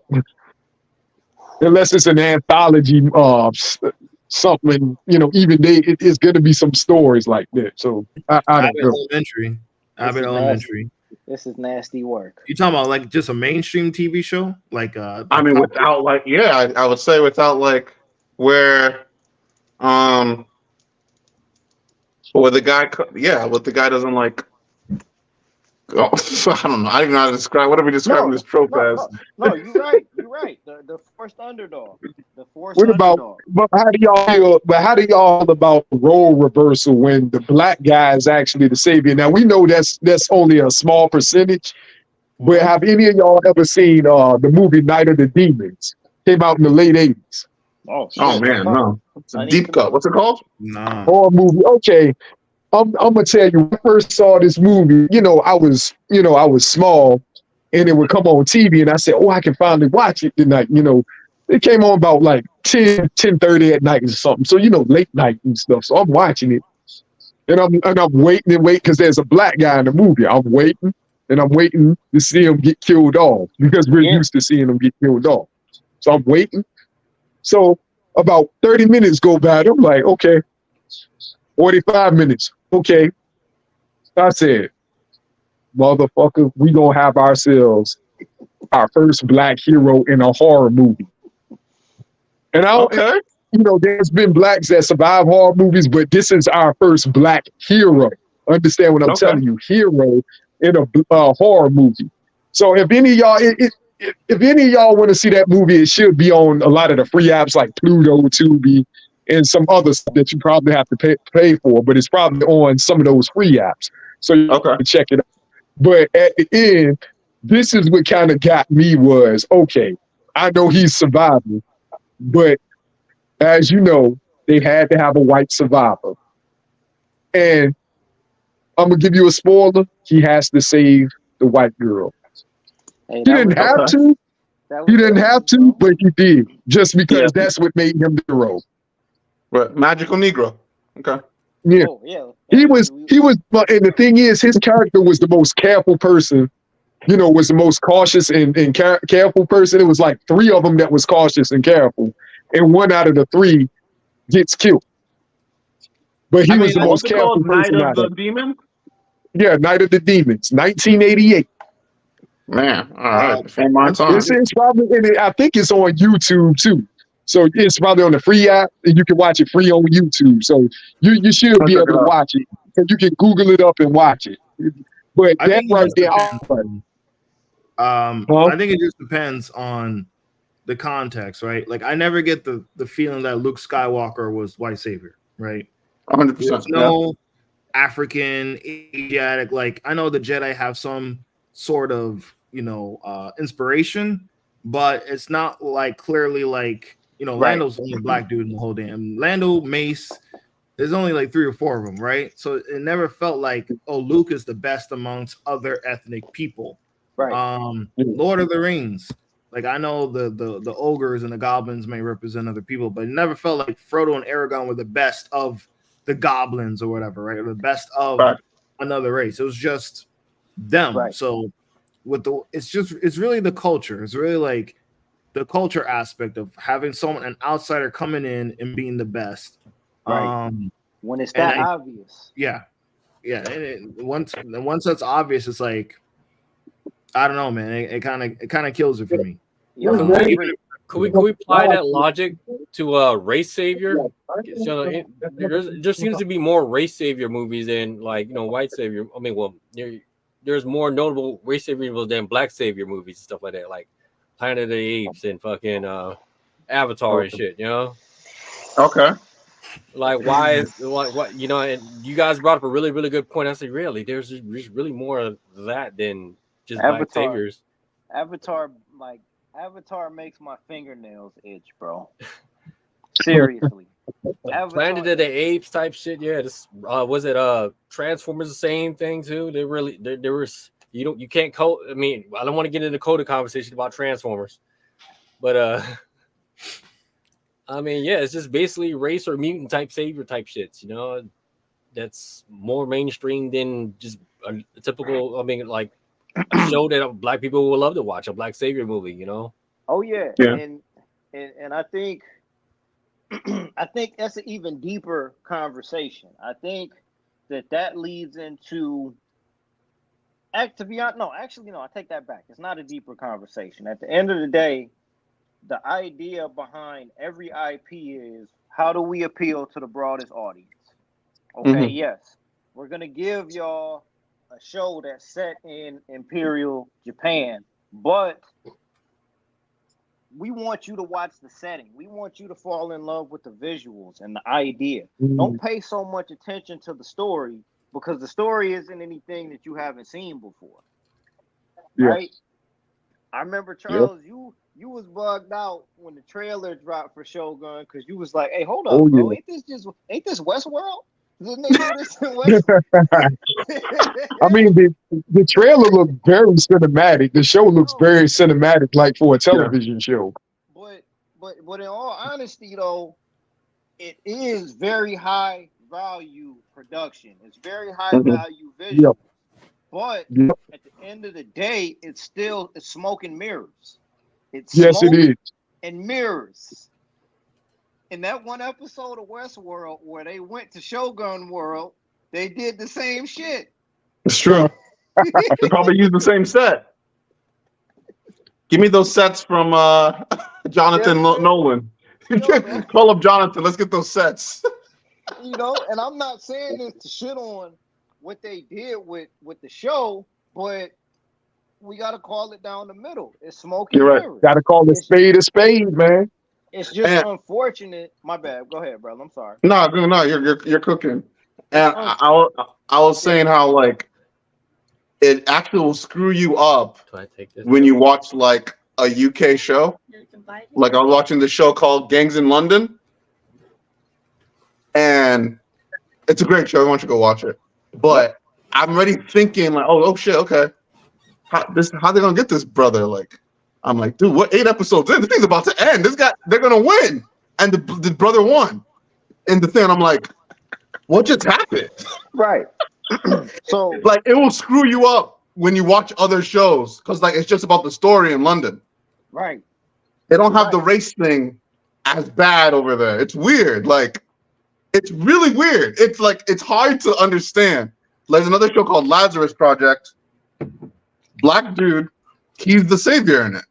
He's the guy we're talking about that always gets away with everything and is the expert in a place that he doesn't belong. It's the black dude. So like it'll screw you up. Like if you watch another like culture, like another culture's take on a show, because it's like you're coming in with the predetermination of what you've been watching, and you're like, what the hell just happened?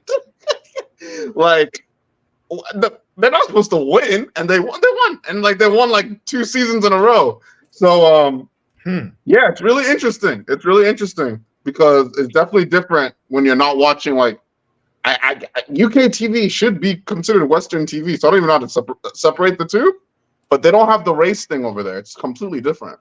I guess it's the money. Where's the money coming from to produce the shows? So think of who's putting the money into to make these things happen on this side compared to across the pond.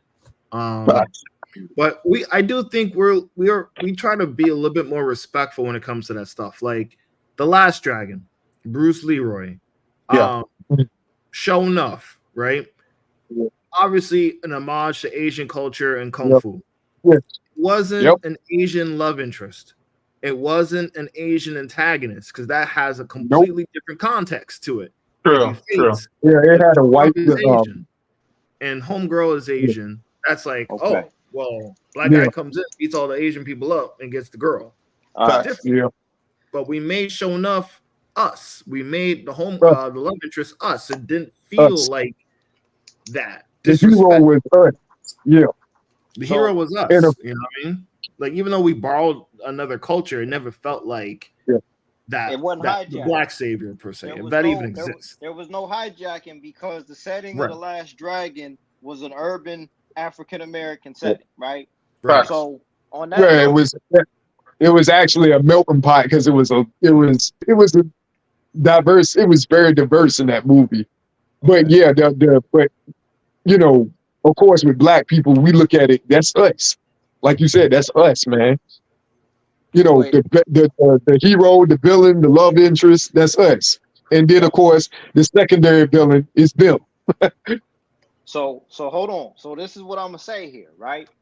So so House of Ninjas on Netflix. That was an 8-episode House of Ninjas on Netflix, right?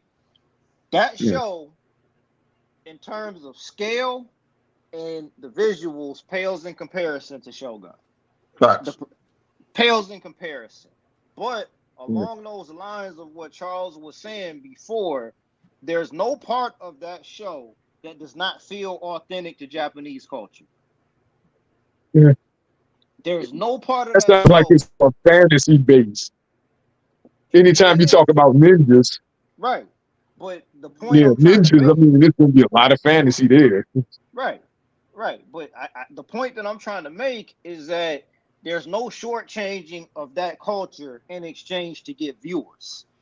They made the show, and if you like it, watch it. If you don't like it, don't watch it. But we're not going to shortchange this culture that we want other people to get into.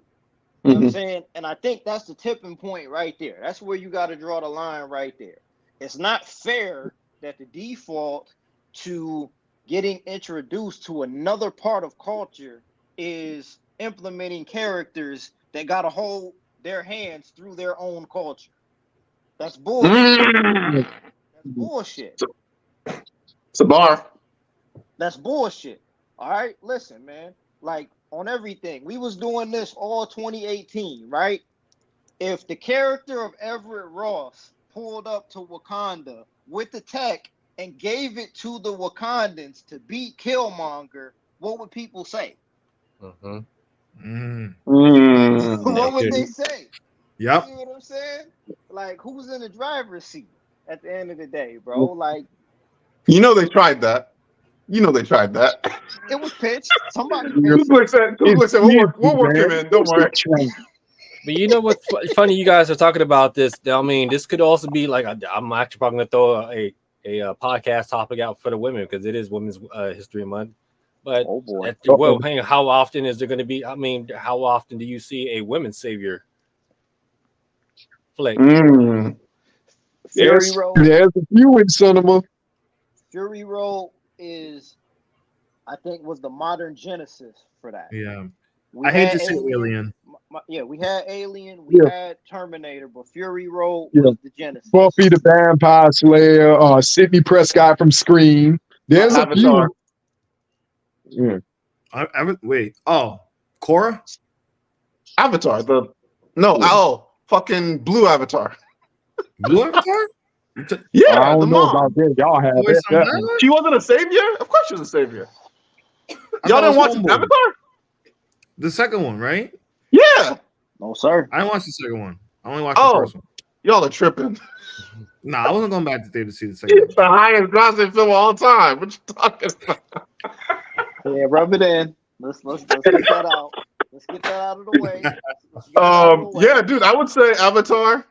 Okay. I'd say the top three highest grossing films of all time all had women saviors.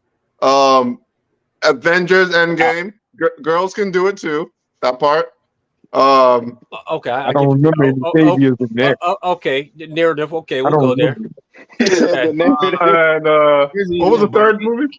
Barbie, but it's not the third. But is that the third highest grossing film?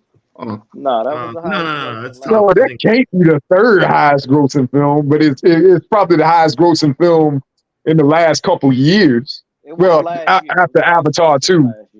It was the highest grossing. Yeah, the last year. They beat Mario. They beat Mario. It's rare though.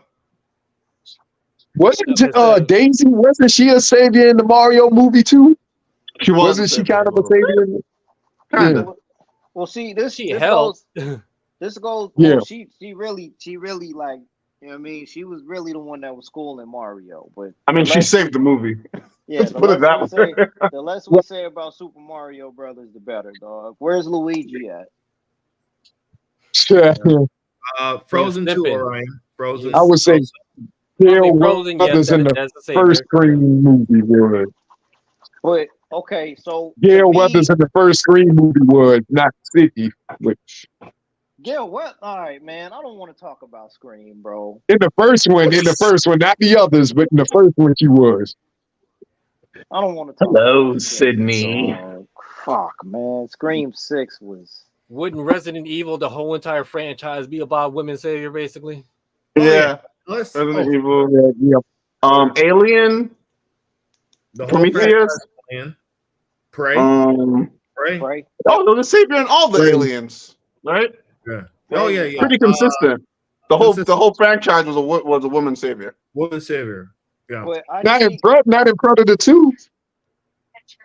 Just That was all Alien, Danny there, bro. not the Predator part, just Alien. Oh, Alien. Oh, I'm about to say Just Predator now, bro. But I can't agree with you there. Alien versus That was a Predator. mix. You got to give it up in Predator. It was a mixed bag. Yeah, Annihilation. There you go. Mr. Grey's Anatomy out here. I think the Predator's vision, he saw that outline pretty well, right? take this armor, take this spear. There you go. But that's a good one, Orion. Woman savior. The top woman savior shows, movies. I think Fury Road was really the. Fury was the epitome for sure. That was the that changed culture. I think that changed that, like, if you wanna trace the genesis of that where we are now. Fury Road was like the best example of that, bro. Right. So what constitutes as woman savior? Basically, mostly male cast, male character, woman comes in. Who saves the day? They gotta be submissive. They gotta be too dumb to know how to get out of it. All that stuff. Oh, Jesus. Oh, can I get? That's the troops that they've been using. I mean, we came to die. Can we say Rey Skywalker, Star Wars? Technically. Can we roll back to the black card, everything else? So what is Walking Dead? Is Michonne known as a women's savior for that whole entire, or no?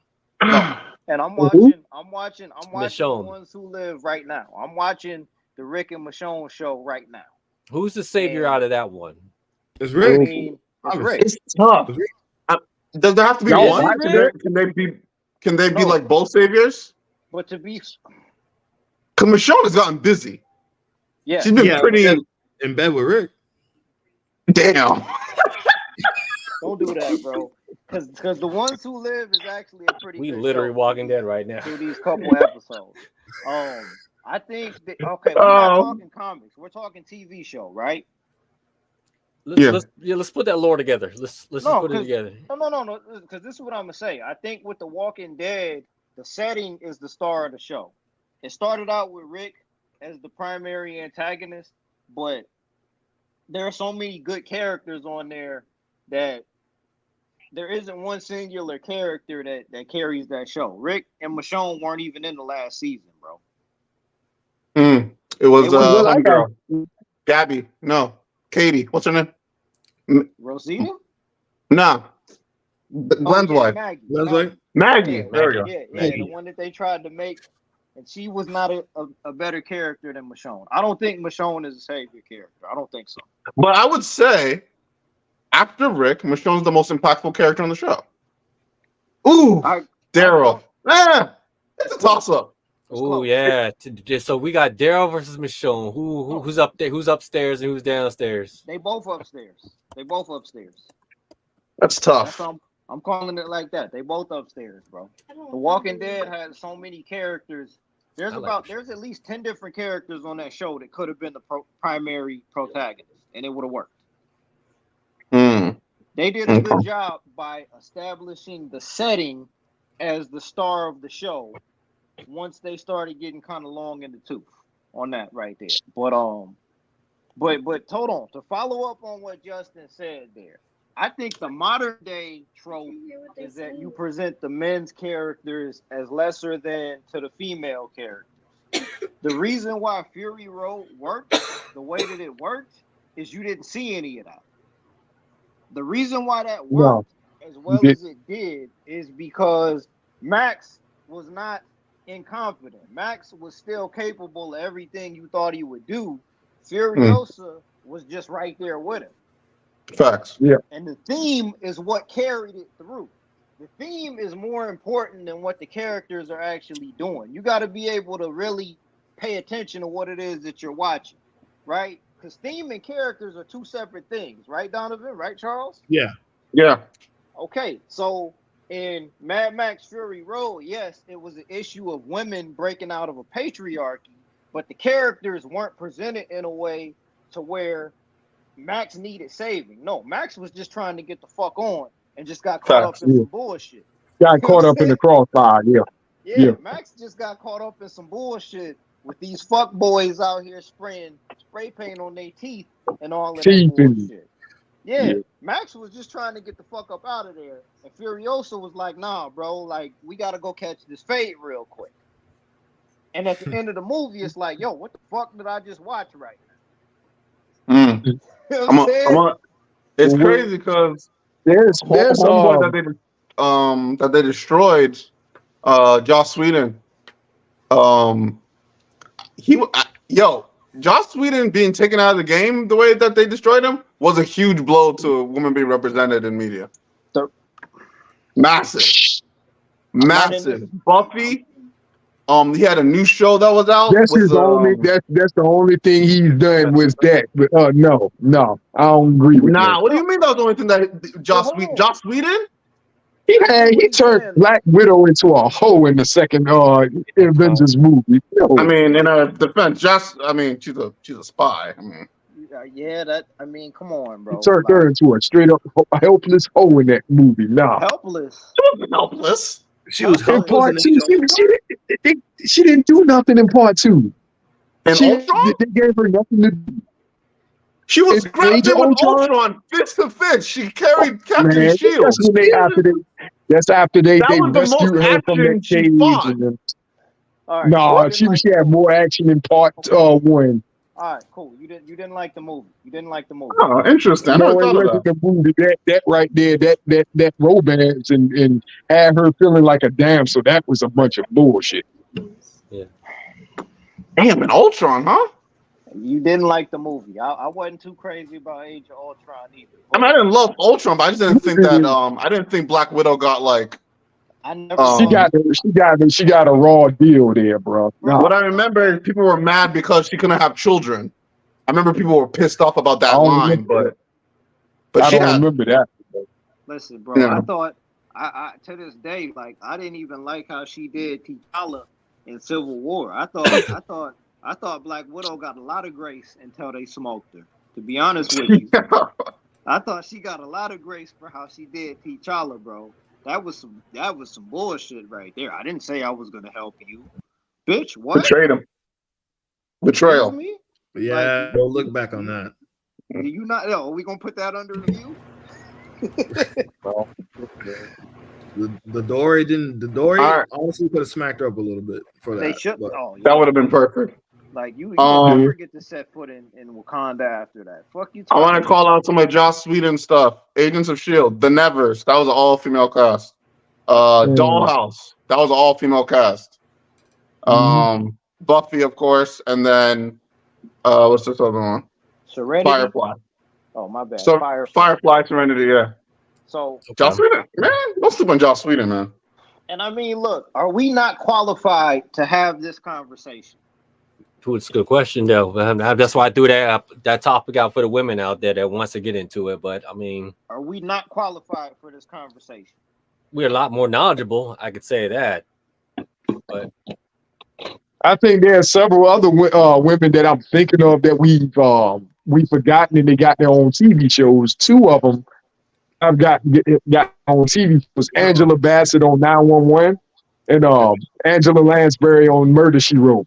Mm-hmm. Oh, you going way back. And so, what do y'all feel about what was it? Helena Shaw in the last Indiana Jones movie. She was. I think that they wrote a character with no accountability. Yeah, no accountability. I think that was all Kathleen Kennedy. Come on, bro. What are we doing here, man? Hey, Justin, I respect that you got a name to put behind all of the blame. I respect that. But y'all seen the last Indiana Jones joint, right? That was they went in the past or something? Dial of Destiny. Okay. I think I did. I didn't like the character just because, like, to me, she was a little too reckless. Like, she got people killed. Yeah. She got Antonio Banderas smoked. She got his character murdered in cold blood. And then, like, 10 minutes later, acted like everything was okay. So, on one end, I can respect that you want to implement a female character and make her the secondary protagonist in the movie, but she was reckless. Like, for no reason. Just reckless for no reason. It was an upgrade from Shia LaBeouf, but it still wasn't anything to write home about. Like, and they cut some stuff out that probably helped too, but overall that character was not a good character. She wasn't a good character. Like, if anything, she was very flawed.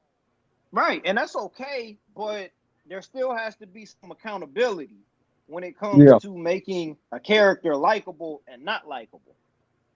I mean, her stealing stuff and selling it on auction. I mean, that right there is like the lowest of the lowest. Like, really? You went through all that trouble.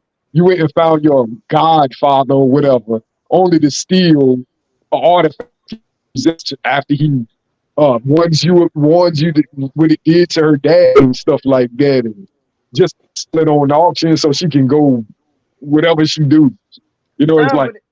But it just didn't make sense. I mean, a better version of that character was the 2018 version of Laura Croft in the Tomb Raider movie that nobody went to see. That was a better. Star Wars, Jen Erso, Ahsoka. You gotta give it up to Mortal Kombat. Sonya Blade. Yeah. Okay. Sonya Blade. How we doing? Jade. Charlie's Angels.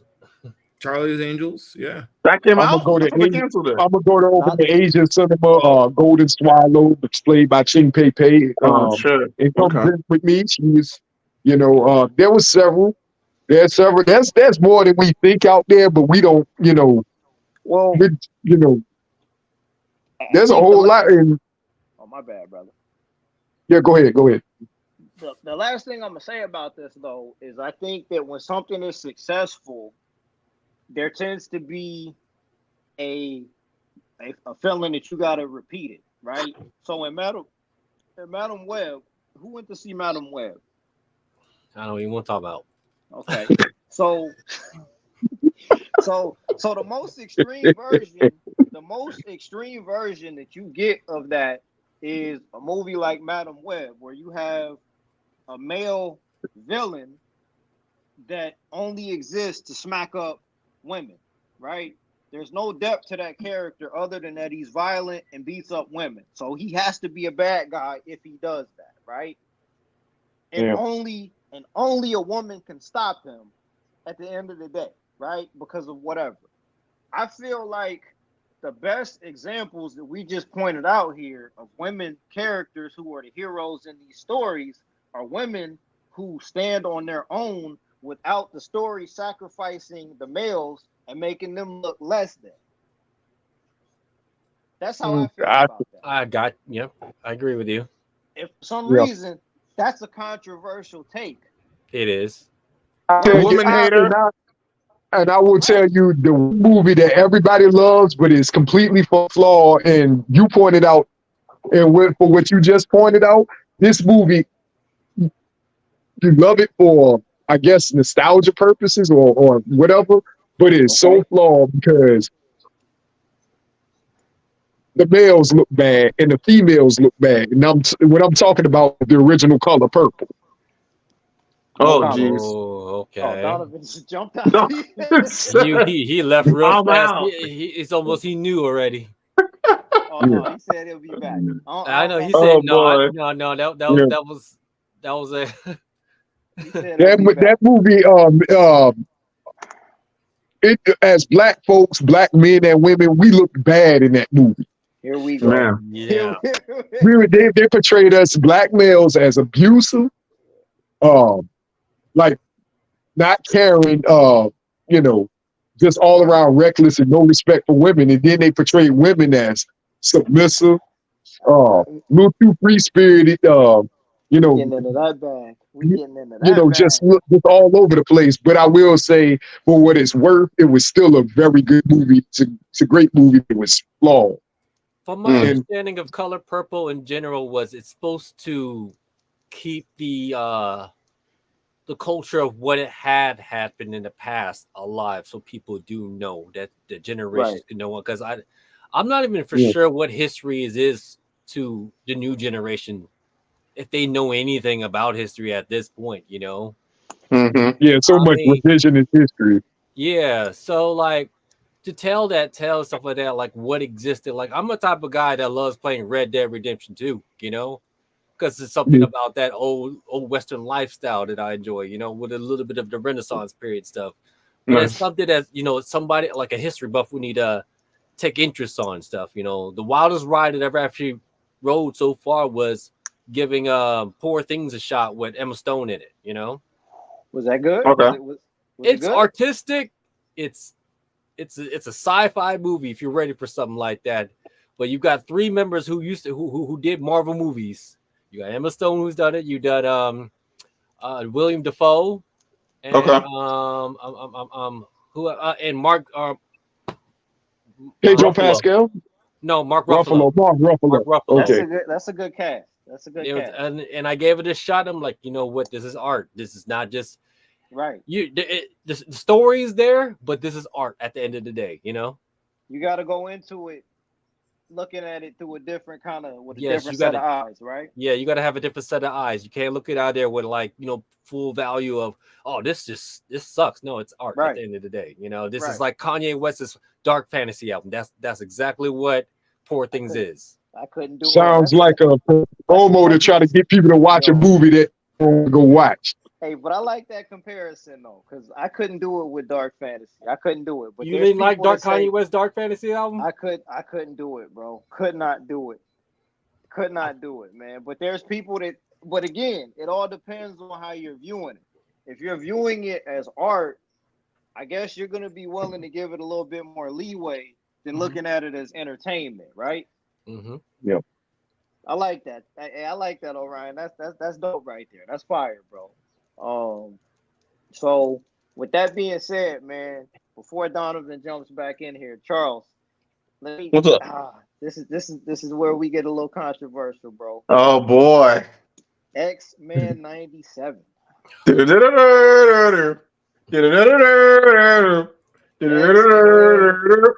X-Men 97. Yes, sir. Oh, look who's back. How many episodes? He waited for purple. He's like, y'all stop that woman shit. I didn't want no smoke from the Color Purple. He's I don't want no problems at Full Sail. No smoke. Oh, I watched the 2 episodes of X-Men. Took a little to get used to because of the weird voicing stuff, and them trying to make Cyclops Cap. Trying to make Cyclops tough and shit. Oh, get the fuck out of here. Man, he was always tough. They just never highlighted it. Oh, you're one of them. Ooh. Yeah, he seems like he ain't simping no more. He ain't simping for Jean. Shit, she having his baby, dog. She having his baby, so he got what he wanted, right? That's what he was trying to do. Accomplished, buddy. But no, it's cool. I didn't. It was a rough start, especially with the homeboy that they introduced, and Jubilee kind of giving a little bit of exposition. But as soon as we got past that, we got into some stuff. Okay, we started talking about Magneto and his past relationship with Rogue. I'm like, okay, now we cooking. Let's get into this. Yeah, once I got past all that, I mean, it's still like whatever for being a cartoon kind of show, but they I think they're doing all right for now. It was the beginning I was shaky on, but they're doing all right. It's 30 minutes, so it's I don't need to tear it apart too bad for that time period. So I think they're doing okay. Doing okay so far. I'm on board. Okay, so My bad. Go ahead.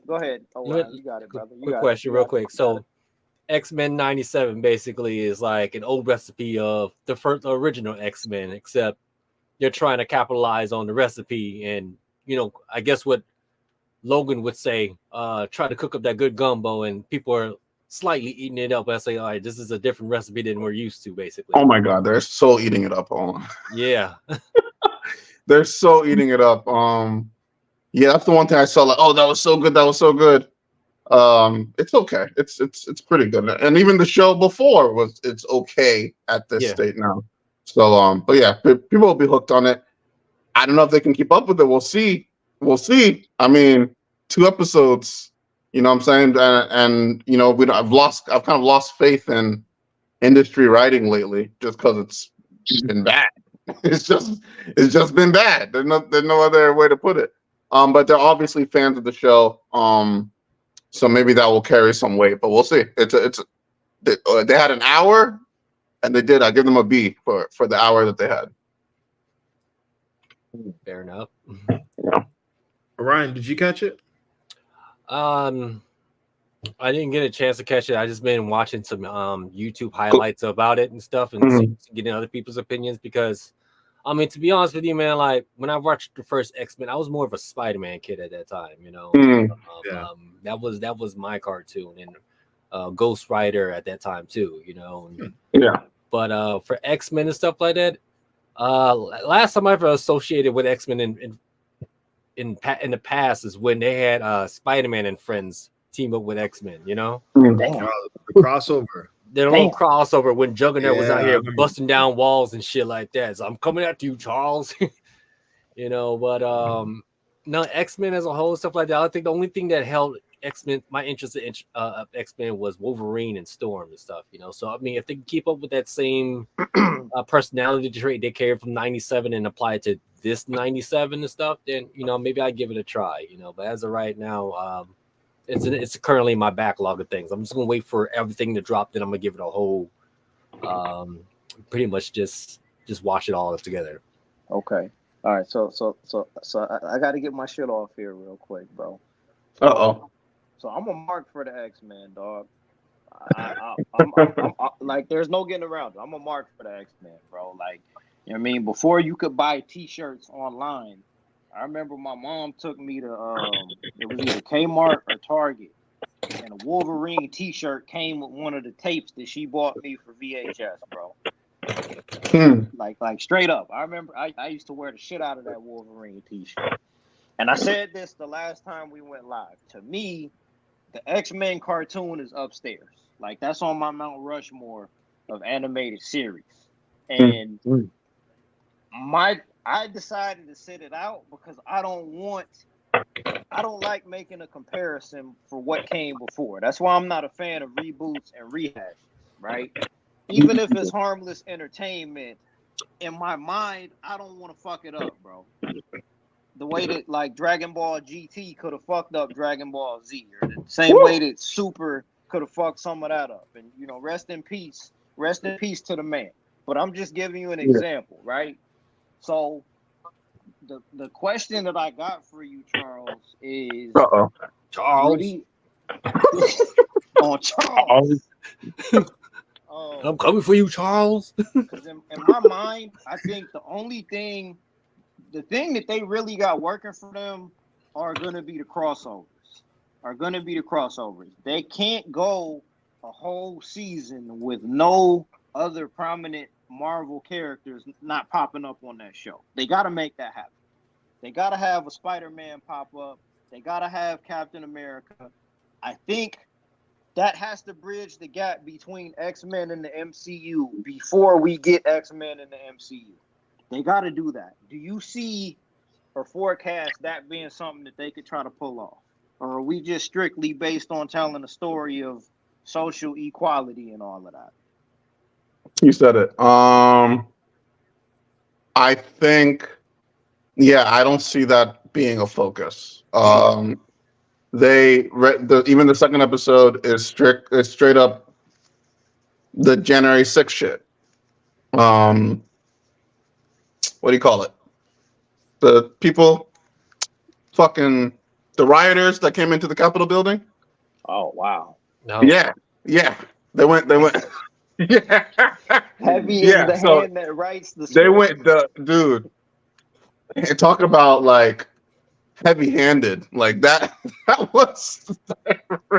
I'm like, God, oh shit! You might as well have AOC just walking out of the building. Why don't you? Yeah. So I imagine people are gonna get their shit off.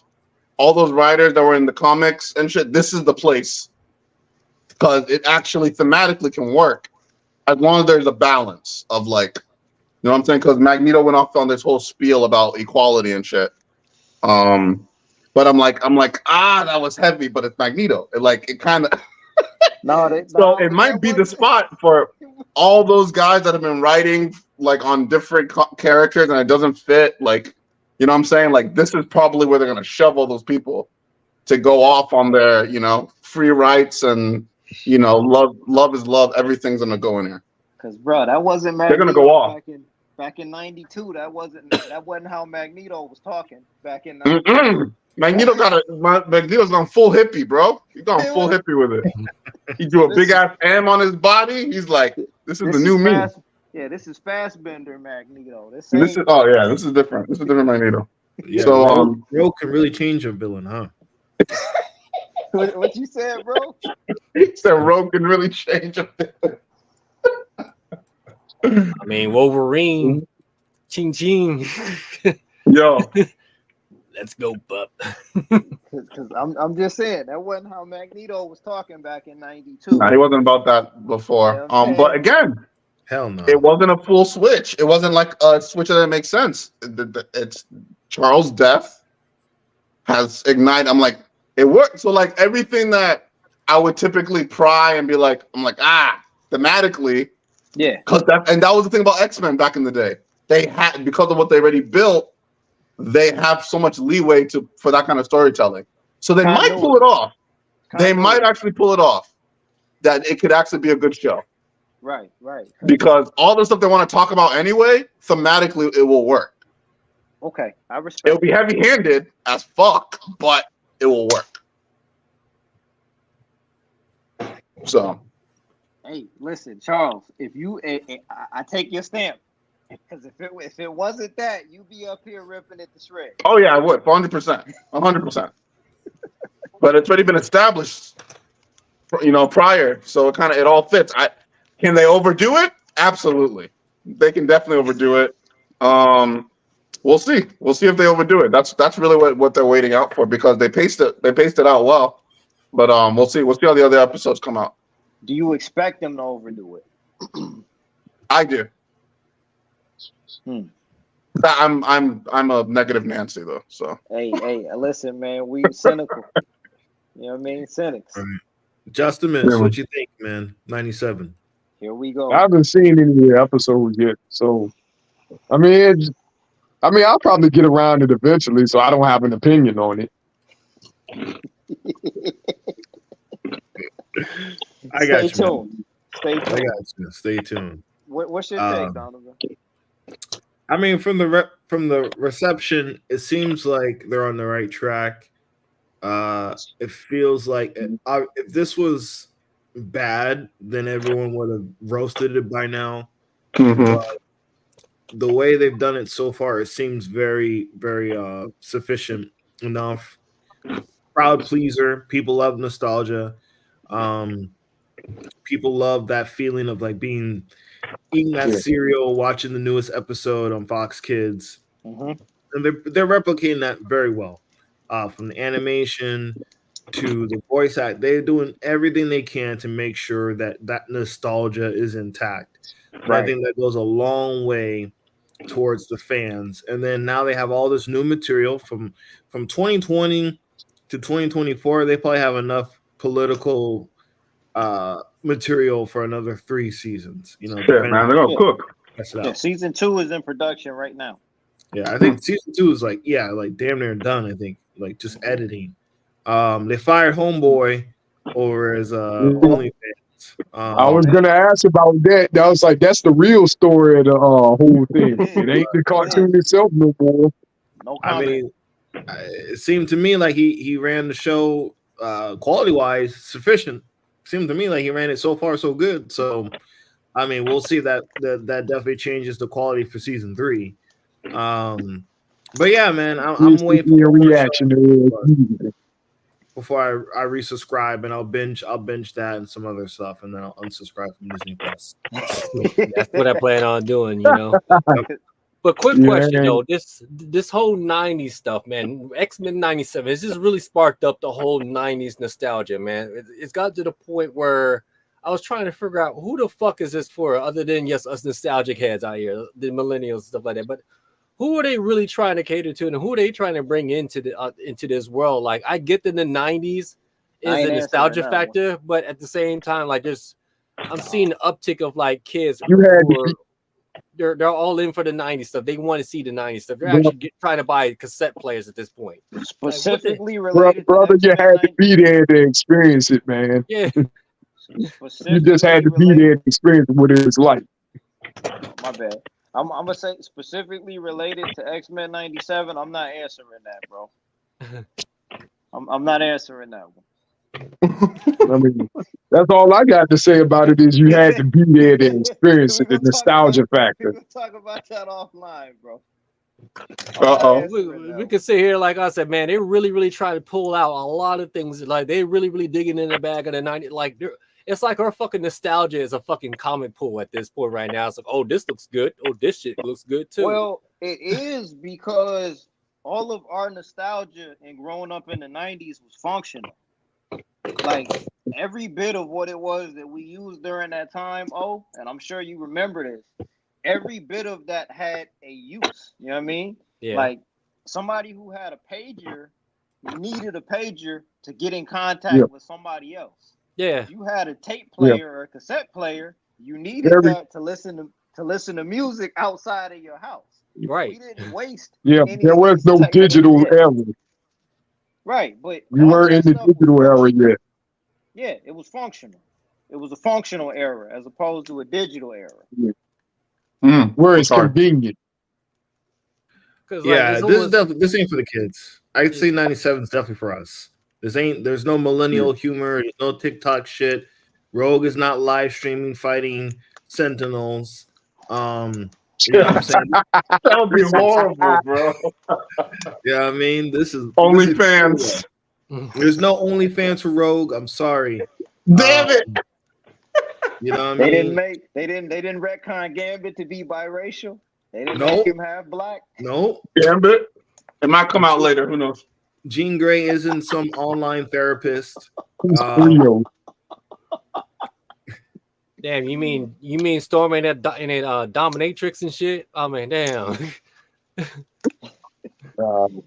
Storm is a strong, independent black woman. They not growing weed. Don't need no man. They didn't start growing weed. Y'all pulling it all. But like, it's just crazy with the whole 90s stuff, like the 90s era, like what I'm just starting to witness. And there's a whole bunch of stuff that could have easily like pulled right back out of them. And I was just thinking off the top of my head, like what probably could usually get a live action reboot or actually get some recognition. You know, like there's still Johnny Quest out there, man. There's still SWAT cats out there, you know. Let's go.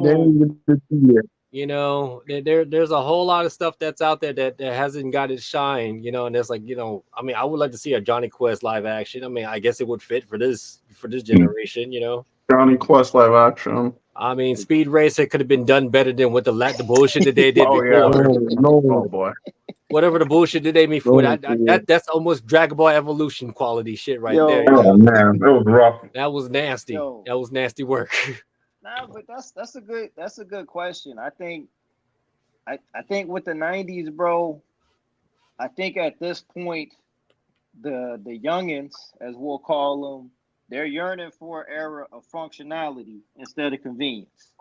As weird as that sounds, I think they are chasing the feeling of needing to be involved without the access being given to them up front.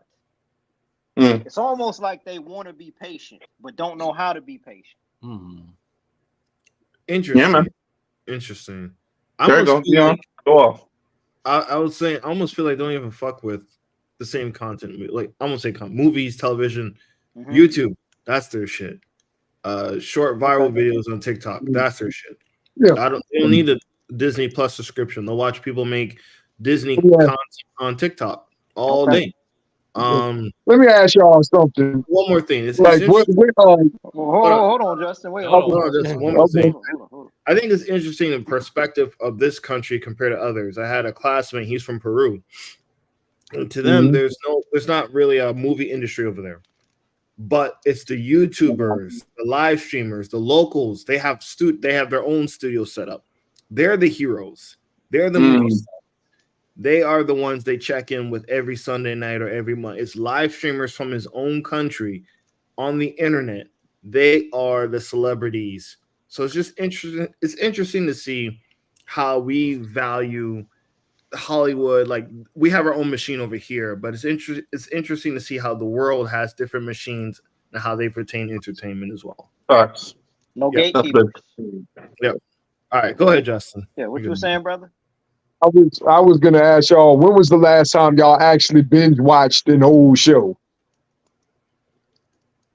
I was watching The Sopranos last year. Like I'm talking about like old shows like MacGyver and NYPD Blue, all these shows that Homicide: Life on the Street and Magnum PI and stuff like that. Even nighttime soaps or something like that, like Dallas or Dynasty or something like that. This is what we would go back to because the stuff that they come out now are rehashes of these shows. Right. It's like, I've seen this before. I've seen this before years and years ago.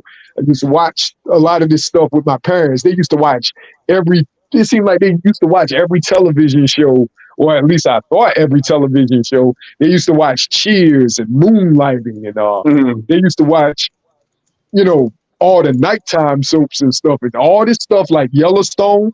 Yellowstone is what? Dallas all over again. When you watch a police procedural drama, you're basically watching NYPD Blue, Hill Street Blues, 21 Jump Street, all that stuff. Law and Order. You've seen them before. The heat of the night. In the heat of the night. When you saw these medical dramas, you saw what? St. Elsewhere. You saw ER and House and stuff like that. You've seen them before. Okay. Justin, I'd like to ask you about this because I like to think of like what the time period we're in versus like overall. So, and you probably have a better idea of this. So I feel like the 90s is the golden egg right now. So like the 90s is where everyone's pulling from, like Orion was saying. And obviously, probably during the 90s, people were saying that about the 80s, right? I'm guessing that was their golden egg. Do you feel like the only time I think that changed, where I don't think anyone's going to be like the 2000s was the golden era, is because of the military complex taking over from 2001. But do you feel like the 90s was a good successor to the 80s in regards to what you got? The Matrix, like we got a lot of first time things. We got the Matrix. Yeah. We had, we had Pop. We had like there was a lot of first time things in the 90s that you can't really look at the 80s. Well, it was all about establishing your own identity in each decade. In the 90s, and its own identity with all the like brighter colors. Like you remember in the early 90s, like those after school shows and all those TV shows where everybody had like, the just the brighter shirts, the shorts, they would wear the overalls and stuff, and they would wear some bright colors with it and stuff. And it was totally different from the 80s where they were just wearing big hair and big old earrings and stuff like that. It just it has own identity when you go to each decade. And also, what was I about to say? Each generation thinks their generation was better than the one that they're in. Where, my day and this and that. Like when your parents, like when you get in trouble as a kid, your parents be like, well, my day, we didn't do this and we didn't do that. But that, you know, your grandparents would say that about your parents. Your great-grandparents would say that about your grandparents. You're going to say that about your kids and your grandkids and your nieces and nephews and stuff. So everybody thinks that the era that they grew up in or come up in is the best ever. Okay. Because, you know, that's where all their best memories come from. So I let feel me. like.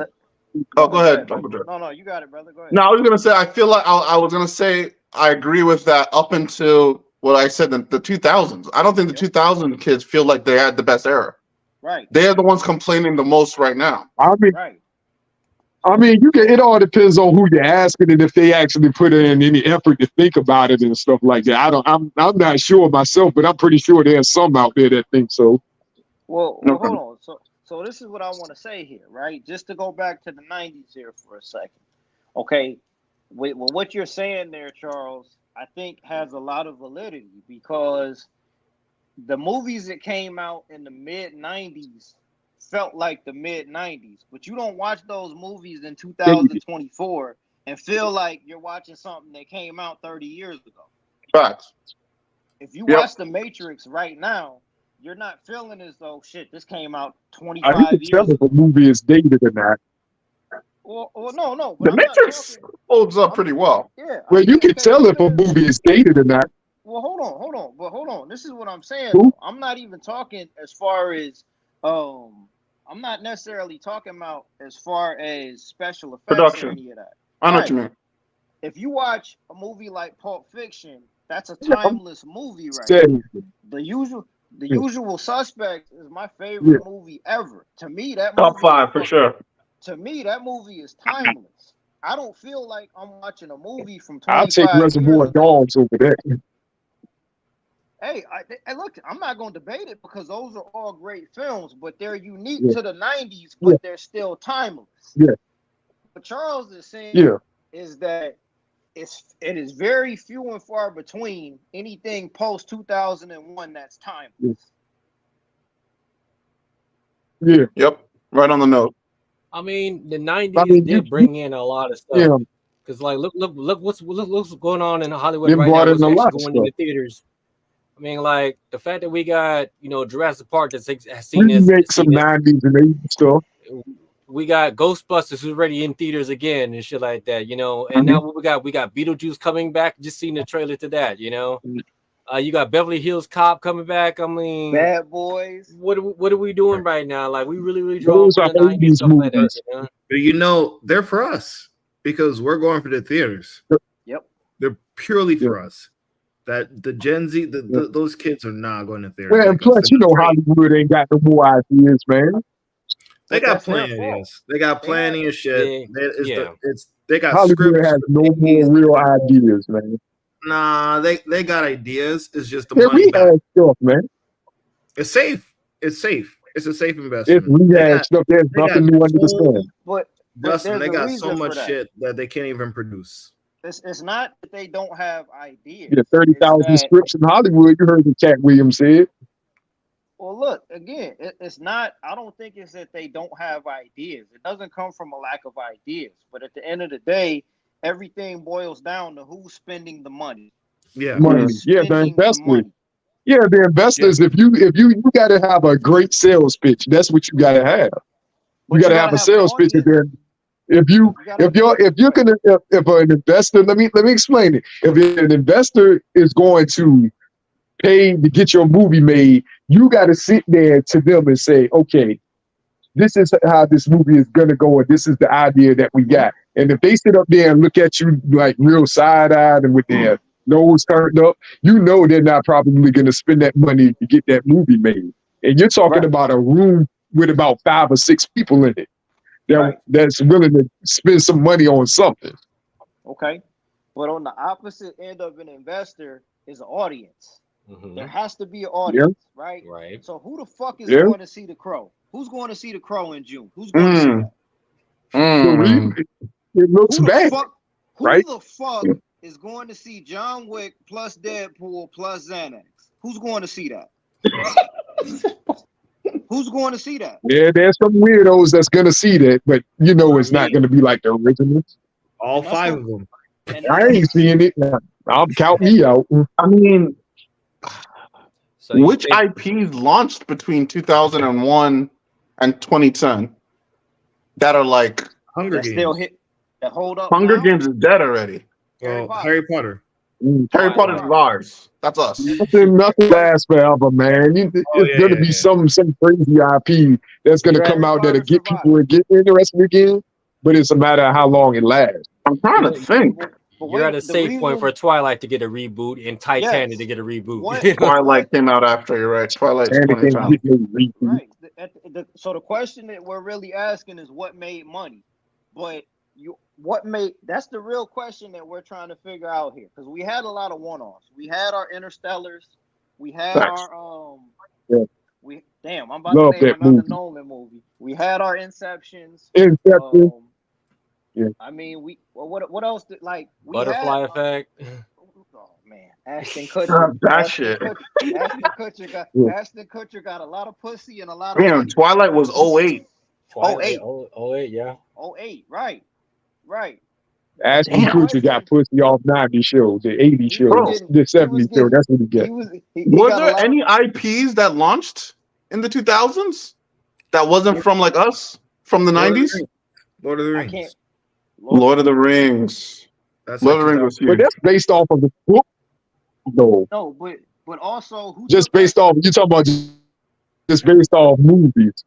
I mean, Lord of the Rings was 2001. Right. Dion? Our parents took us to see Lord of the Rings. We were in there as a family going to see Lord of the Rings. That's so interesting. Because I wonder where the cutoff really is. Is the cutoff like 03? Is the cutoff like where it's like the 2000s can lay claim to it? Because the 2000s can't lay claim to stuff from 02 or 01. No. Their stuff is like 04, 05, 06. There's nothing there. It was cold until I'm sorry, Justin, but it was until cold. The comic movies. It was cold up until The Dark Knight. It was cold. It was ice cold.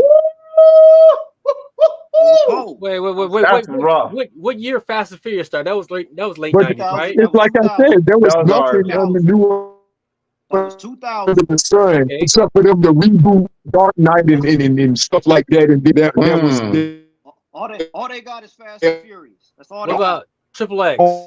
Nope. Like Triple after the X. Matrix, there was nothing to had that stuff from books. They had the Damn, Justin, you just went to blend. Triple X is not I'm not going to when there was nothing new under the sun after the Matrix. No. Y'all said after when the 2000s stuff, they had No, hold on, brother. Wait. Chronicles of Riddick. Your Wi-Fi went in the blender, brother. Chronicles of Riddick. You started your shit breaking up, bro. Oh, yeah. Pitch Black. Shrek. Look strong. Okay, I was saying that was new under the sun. That's like 2001. Is it 2001? So I feel basically maybe we're moving the goalposts. I feel like 2001 is still the 90s. I was thinking like post 9/11. There you go. Okay. Post 9/11. Okay, we're getting somewhere specific. They don't got shit. Okay. Yeah. There ain't shit. I feel like that's where shit the changed. only thing that they made franchises out of is the biggest is based off of novels and books and stuff. Can we say that that's its own stuff, like Hollywood's own stuff? No. Looking back on it, no. Original. Not off of Hollywood stuff, but Monsters. Yeah. Nothing. You can't. That was the rise of the Pixar era and DreamWorks type shit. So yeah, like that's something that was booming around the late 2000s. Look, y'all are forgetting the biggest box office hit of all time, Avatar. Yeah, that was that is theirs. Avatar. You're right. That is theirs. You're right. That's a fact. And he came back 20 years later for the sequel. That's wild. You're right. Pirates of the Caribbean. Pirates is that based off of a novel? Is that based off of a story or a novel though? That's the thing. And this is what this lets you know how it's dark James Cameron's own thing, dark right? the 2000s was. Yep. 300 was theirs. What's great. 300. Troopers. What about Starship Troopers? Starship Troopers was ours. That was mine. That was based off of Spartan lore though. Yep. No, that was Sin a book. City. Starship Troopers was a book. My bad. Sin City was good, but that was 90s. That was the 90s, dog. Sin City, yeah. Oh, no, we can't claim Sin City. Sin City's that was late 05. 90s. We can't take that. But like, That was the late 90s, bro. You can't claim Miller it. wrote that bitch in the 90s. You pull up art from Sin City, that's the 90s, bro. That's the 90s. We can't steal that. That's the 90s, bro. Now we just taking stuff from out, like that's ours. All right, what about Kill Bill? Kill Bill. Actually, I got Kill it's a Bill horror is movie definitely- franchise. I'll give you Kill Bill. Saw. Okay, Kill Bill. Transformers. Saw. Saw. Saw, I'll give you okay. Saw. Saw. Yep. Oh, that's definitely 2000s. Okay, Yep. now we cooking. Yep. Spider-Man. Finding Nemo. One. That's how you became a star overnight. Finding Nemo was 03. Yep. Right on the edge. Right on the edge. V for Vendetta. So Still haven't basically, seen you got to Narnia. V for Vendetta's theirs. V for Vendetta's theirs. Oh It's yeah. theirs. Narnia, yeah. Narnia. Yeah, that's the Wall-E. I mean, they got a lot of the world's ending type of shit. Yeah. Isn't Narnia based off a book though? Yeah, it's fine as long as it's a movie. As long as the movie debut. No, but to follow what Charles was saying, I think that was a sign of the times, bro. Like the world was at war during that time, so a lot You're of right. that content was like more geared towards some of that, but it dried up. Man, It dried up, bro. But they still haven't came up. The only man, two like people. Black Hawk Down. Black Hawk It Down. seemed like Hurt only Locker, two directors come up with their fucking own Zero Dark stuff. 30. Like, Hmm? sheesh. Who comes up with their only stuff? Those were Justin? one-offs. Those weren't continued. Then. Yeah. Yeah. Huh? That was the era. It was only two directors that seemed to come up with their own stuff that I can think of that you can make franchises out of, and that's James Wan and Christopher Nolan. James Wan. They made their own. James Wan has made a franchise out of what, 3 things? Out of 3 IPs, made 3 IPs out of You right. Saw, Did he write the them? Conjuring universe, and Annabelle. Did he write them or just direct them? He directed the first Insidious. He Saw. directed Insidious, Saw, Yeah, and he's got like and The 4 Conjuring. franchises under his belt. But did he? Yeah, Did he and write them? Annabelle. It's different if you just He direct. wrote all those You know what? Lee Wan You know, Hill. I think we should take Monsters Inc. and Shrek for us. I think that's going to be ours. That's us. But him Wow. and Lee Wanell work together on all 3 of those. What about the Shrek Grudge is and late the Ring? 90s, ain't Ass. Ooh, The Grudge. The Ass. Grudge, I don't think that belongs to 2000 that's a because good one. the Grudge, Remake. Juwan It was seems a like 90s, it's all was a mostly 90s horror horror. movies in that era, man. Not no science fiction. Well, to be fair, Not science Oh, fiction. horror It stand-up. seems like horror movies. well, hold on. Horror stand up like 2010, right?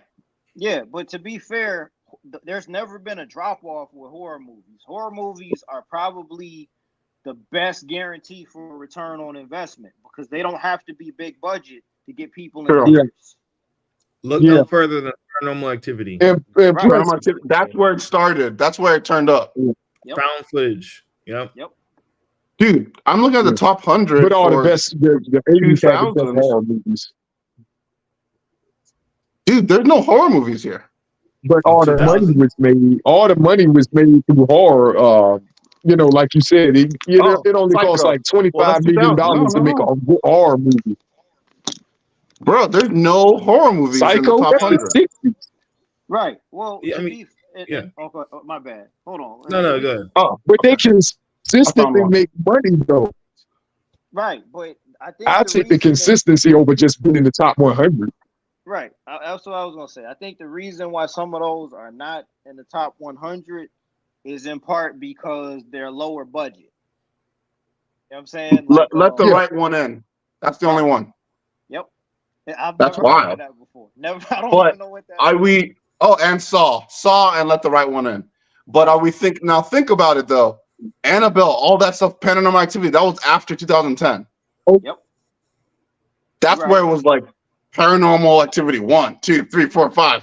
Insidious, Another- 1, 2, 3, 4, 5. All that was Another after horror 2010. franchise that we have forgotten that's definitely 2000 is Final Destination. That franchise That's a bankable franchise. All those movies Why made isn't it on there? When did Final 150 to Destination 200 come out? million dollars a piece. The first Final Destination was 2000. 2000, and they're filming one right now, part 6 right now.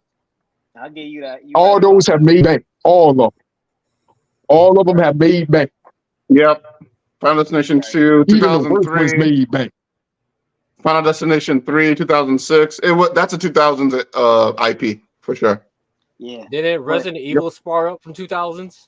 Why wasn't it on the list? I think around 2000. Yep. Are we gonna consider Resident Evil a hit? Nah.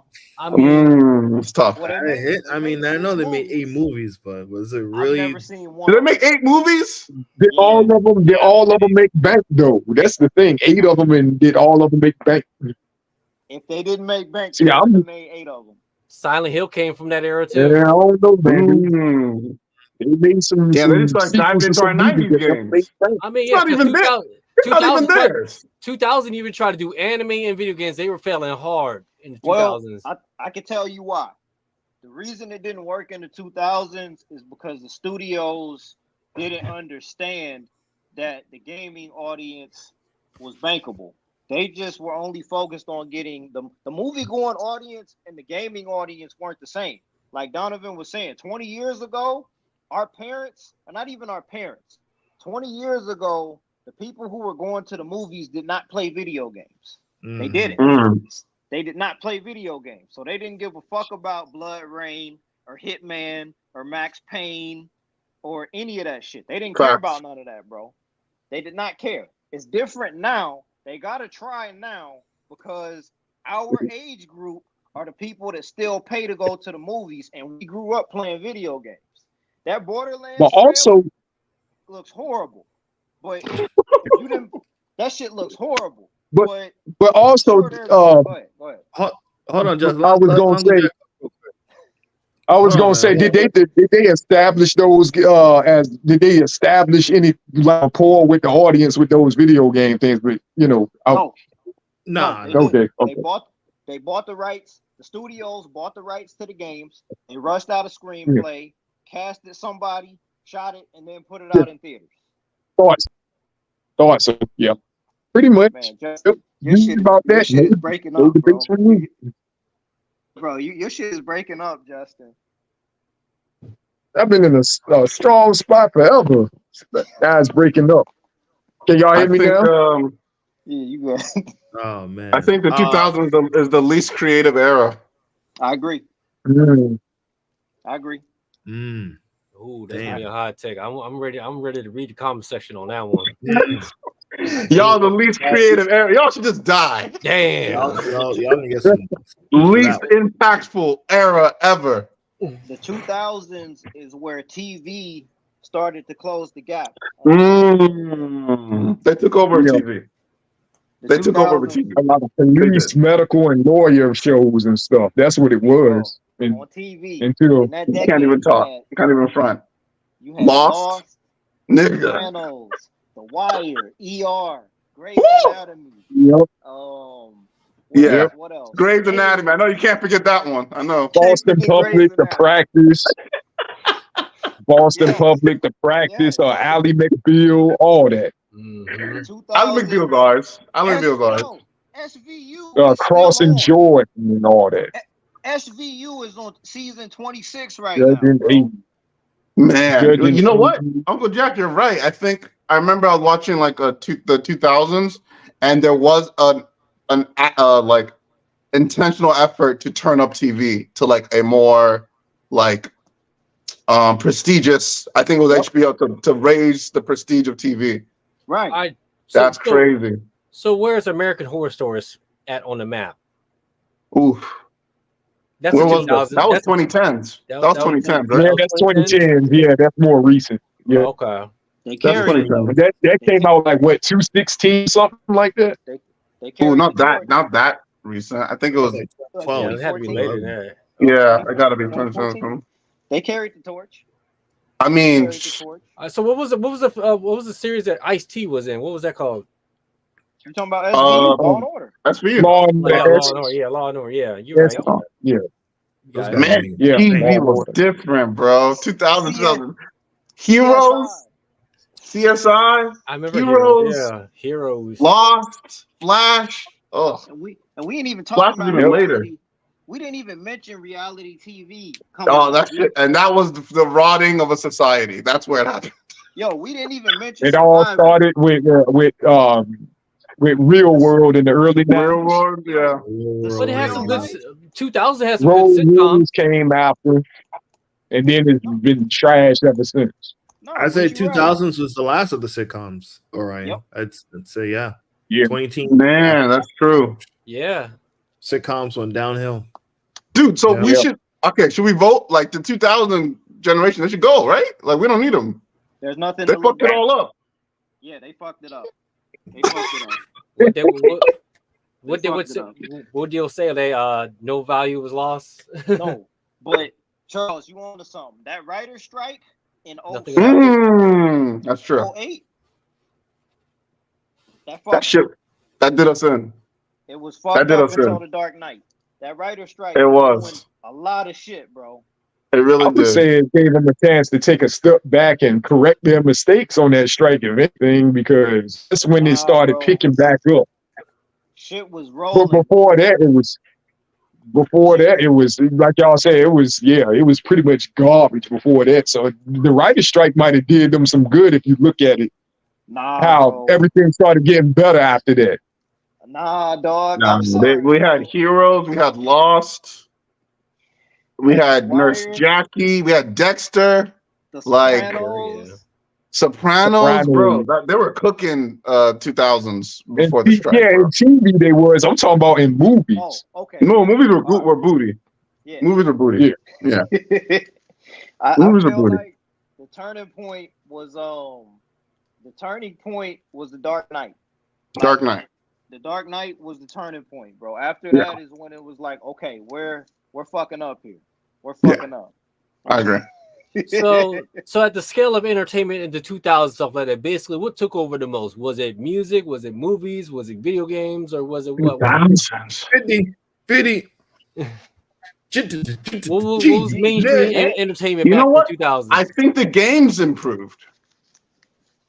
I think the games in the 2002. I think the shooter became a much bigger genre Right. in the 2000s. Dude, San Andreas, Kingdom Hearts. Come on, PS2 games. We've been through this before. PS2, GameCube, Xbox. Turned up. They turned up. Turned up all the way. Because like Turned up. writing, You already know the titles. Y'all know the titles. somewhere along the way during that time, bro, like the writing, the graphics, and the gameplay all evened Synced out. up. Yep. It all evened out, and like, man, that shit was amazing, bro. Yeah. That was Gaming amazing. definitely. I don't think, and I wouldn't know, but has gaming had a slope, a down? It's still up, right? Like for the most It's part, the most everything's. profitable it's ever been. It's the biggest it's ever been. It just Big. keeps growing. So Despite yeah, how so they never sell games, anything. They're making more money. They never got impacted by any of it. Yep, that's crazy, right? That's wild. How did that happen? Yeah. How San did the Andreas, Halo, so many IPs. How did they man. survive the military push of 01?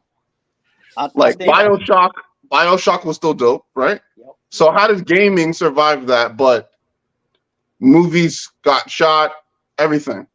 I mean, Japan. They're making the shit. What does 9/11 have to do with them? But wait. On to what Charles is on to something else here too, bro.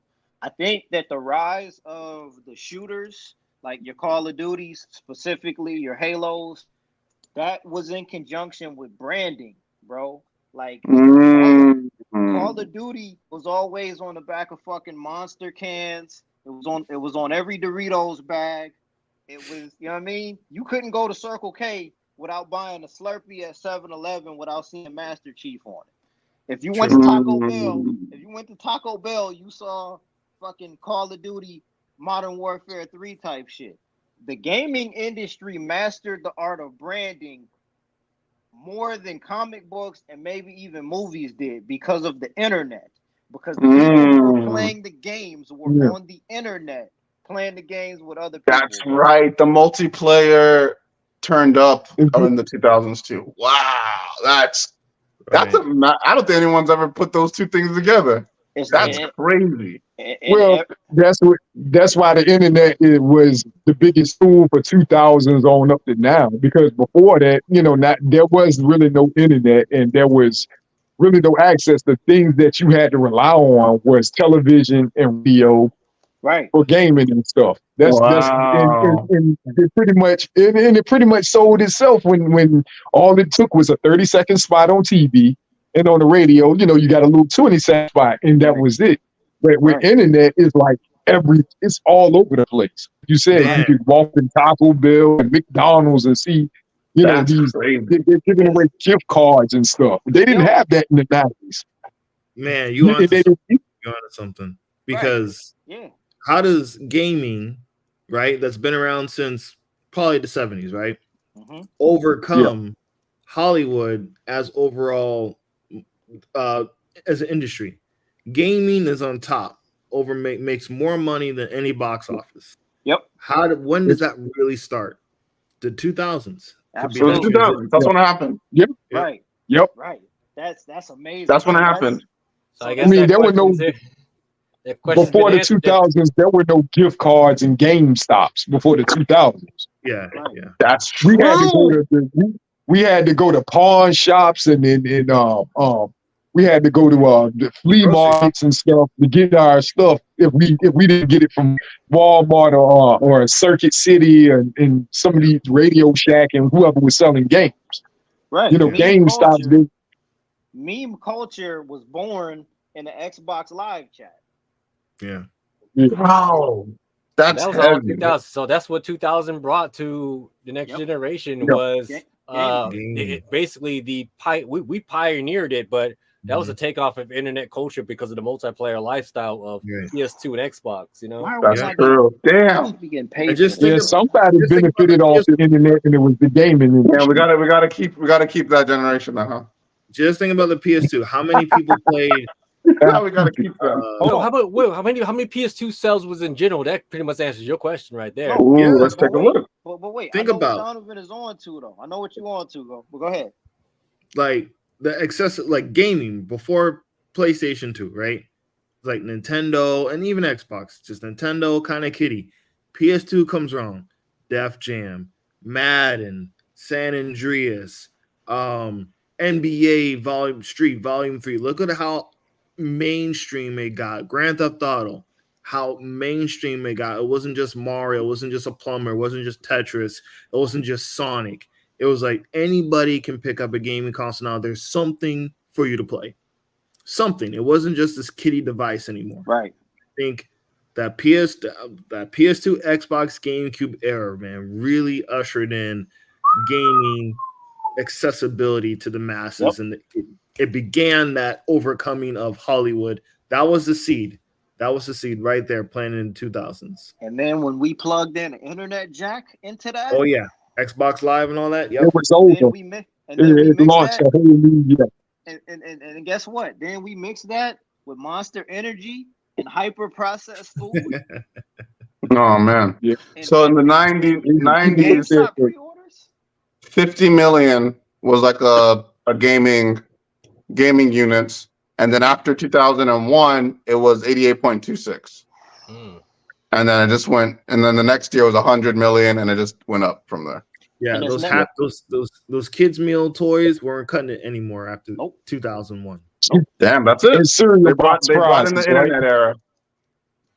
So and cereal box prizes, no more Cracker Jack and cereal box prizes, right? What year did the rental culture die in? What year? In the 90s. Blockbuster streaming? Yeah. When Blockbuster went down in the late 90s, early 2000s, it was done. No. The rental culture lasted longer than that. 360. It was a 360. When we went to college, when people who were our age were going off to college, that's when gaming rental culture died. You talking about rental culture like Blockbuster, right? Renting DVDs, VHSs. Yep, video games. Video games. Wait, didn't it make it up until the HD versus Blu-ray era? Wasn't around that time? No. I don't remember there were no more blockbusters by then. Right. Yeah, no, Justin. I got Y'all Gears right. of War posters from Blockbuster, y'all like right. from that Y'all era. right.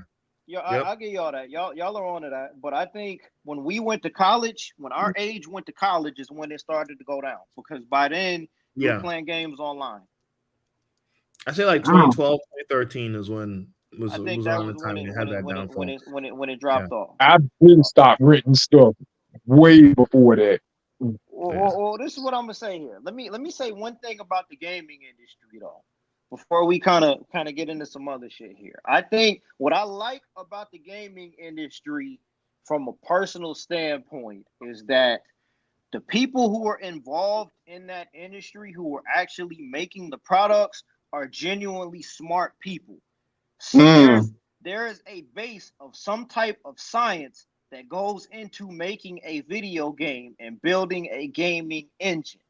For as long as that industry is around, we need to appreciate how legitimately smart and respect the science of what these motherfuckers are doing, bro.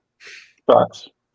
That's a fact. That might be one of the only industries that is ran and operated by legitimately smart motherfuckers, bro. True. You know what I'm saying?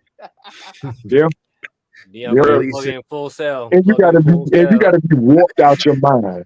Yes. You gotta be out your board too. That I'm keeping that a buck.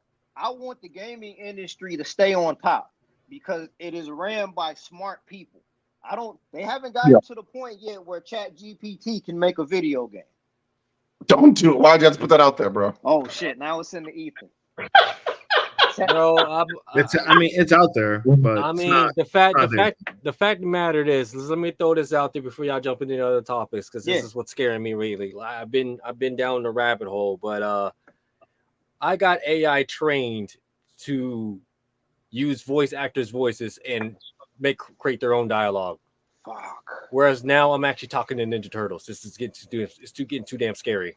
I wish you didn't tell me that. It's getting too scary that I could actually have a full genuine conversation with Deadpool. I can have a full genuine conversation with Batman. You know, I don't think you should. All right. And that's the reason why I said it's. I had to get onto a podcast to talk to some real people because I was like, all right, this is Black Mirror. It's Black Mirror. Is it time for the existentialism of AI? It's coming, dude. The PS6. Is it time, Dion? The PS6 is gonna get to the point where you're gonna have AI conversations with the character on fucking screen. It's getting scary. I don't want it. Right. It's getting scary. NPCs as real people. NPCs with real motions and able to interact with you and talk to you through the controller. I don't it. GTA 6 is probably on that. That's a little too much for me, bro. You know what? I'm trying to be prepared for it, but your kids are gonna have a full-blown conversation with Super Mario and Mickey Mouse. It's gonna happen. Orion, how you conversating with AI? Like how are you deep dive, Orion. Explain for people that aren't tech savvy. Right. What app, what website? Don't fight it, Uncle Jack. Don't fight it, bro. I don't want it.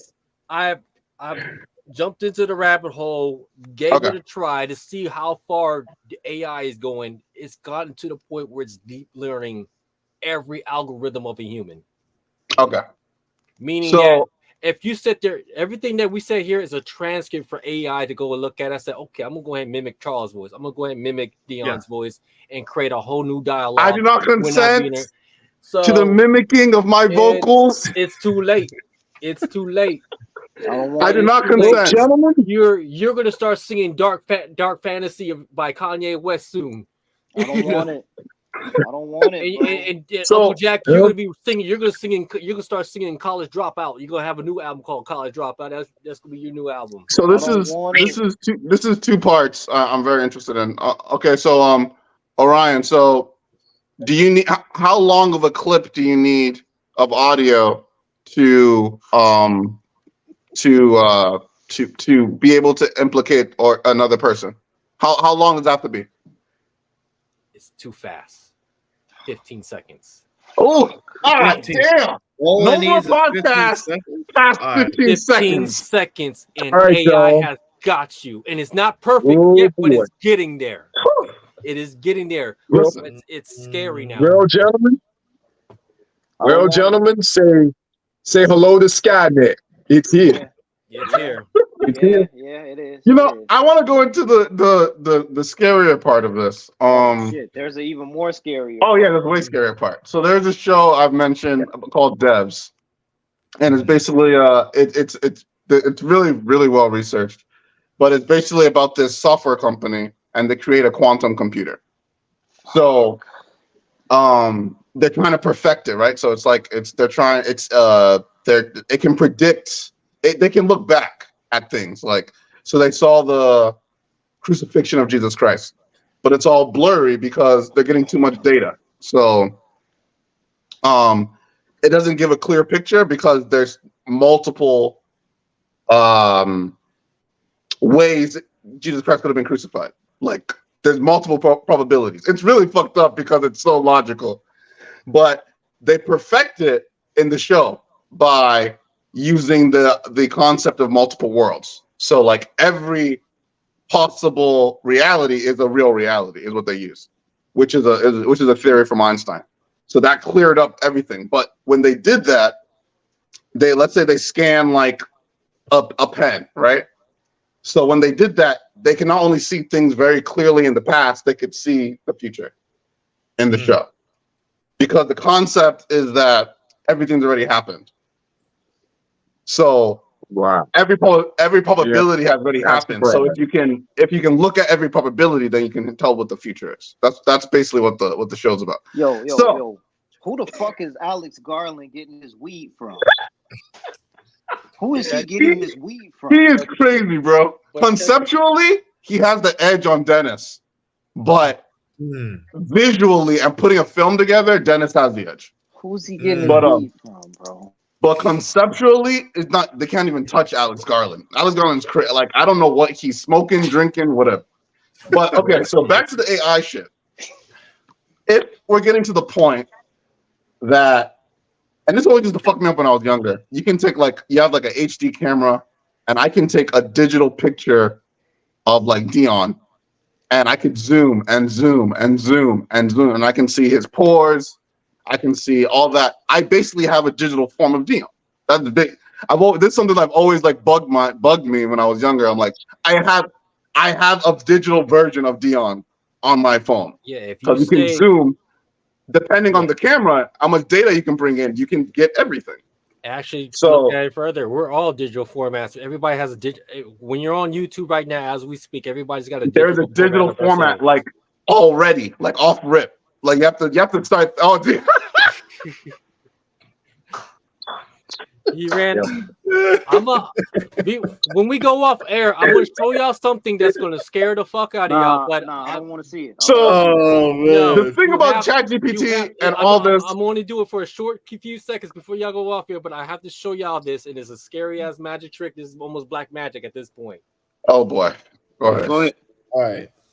Well, hold on. Finish what you were saying, Charles. Oh no, I was just saying like the thing that freaked me out was the images. Obviously, when all this started, it was the images because the talking back with the ChatGPT thing was pretty good. It's a language model, but the images coming up with people that don't exist that look real is when I was like, oh, this is likely a simulation. You're likely living in a simulation. If something is not discernible from yourself and you can no longer tell, then you're fucked. Not fucked, because then there's the deeper questions. Doesn't matter. Like you can't do anything. So like it doesn't really matter. But with the advancement of AI, it will become to the point where we're creating full realities that are not discernible from ours. Then we're likely already in one. Is what the way it works. Yo, Charles, man. I'm sorry, y'all.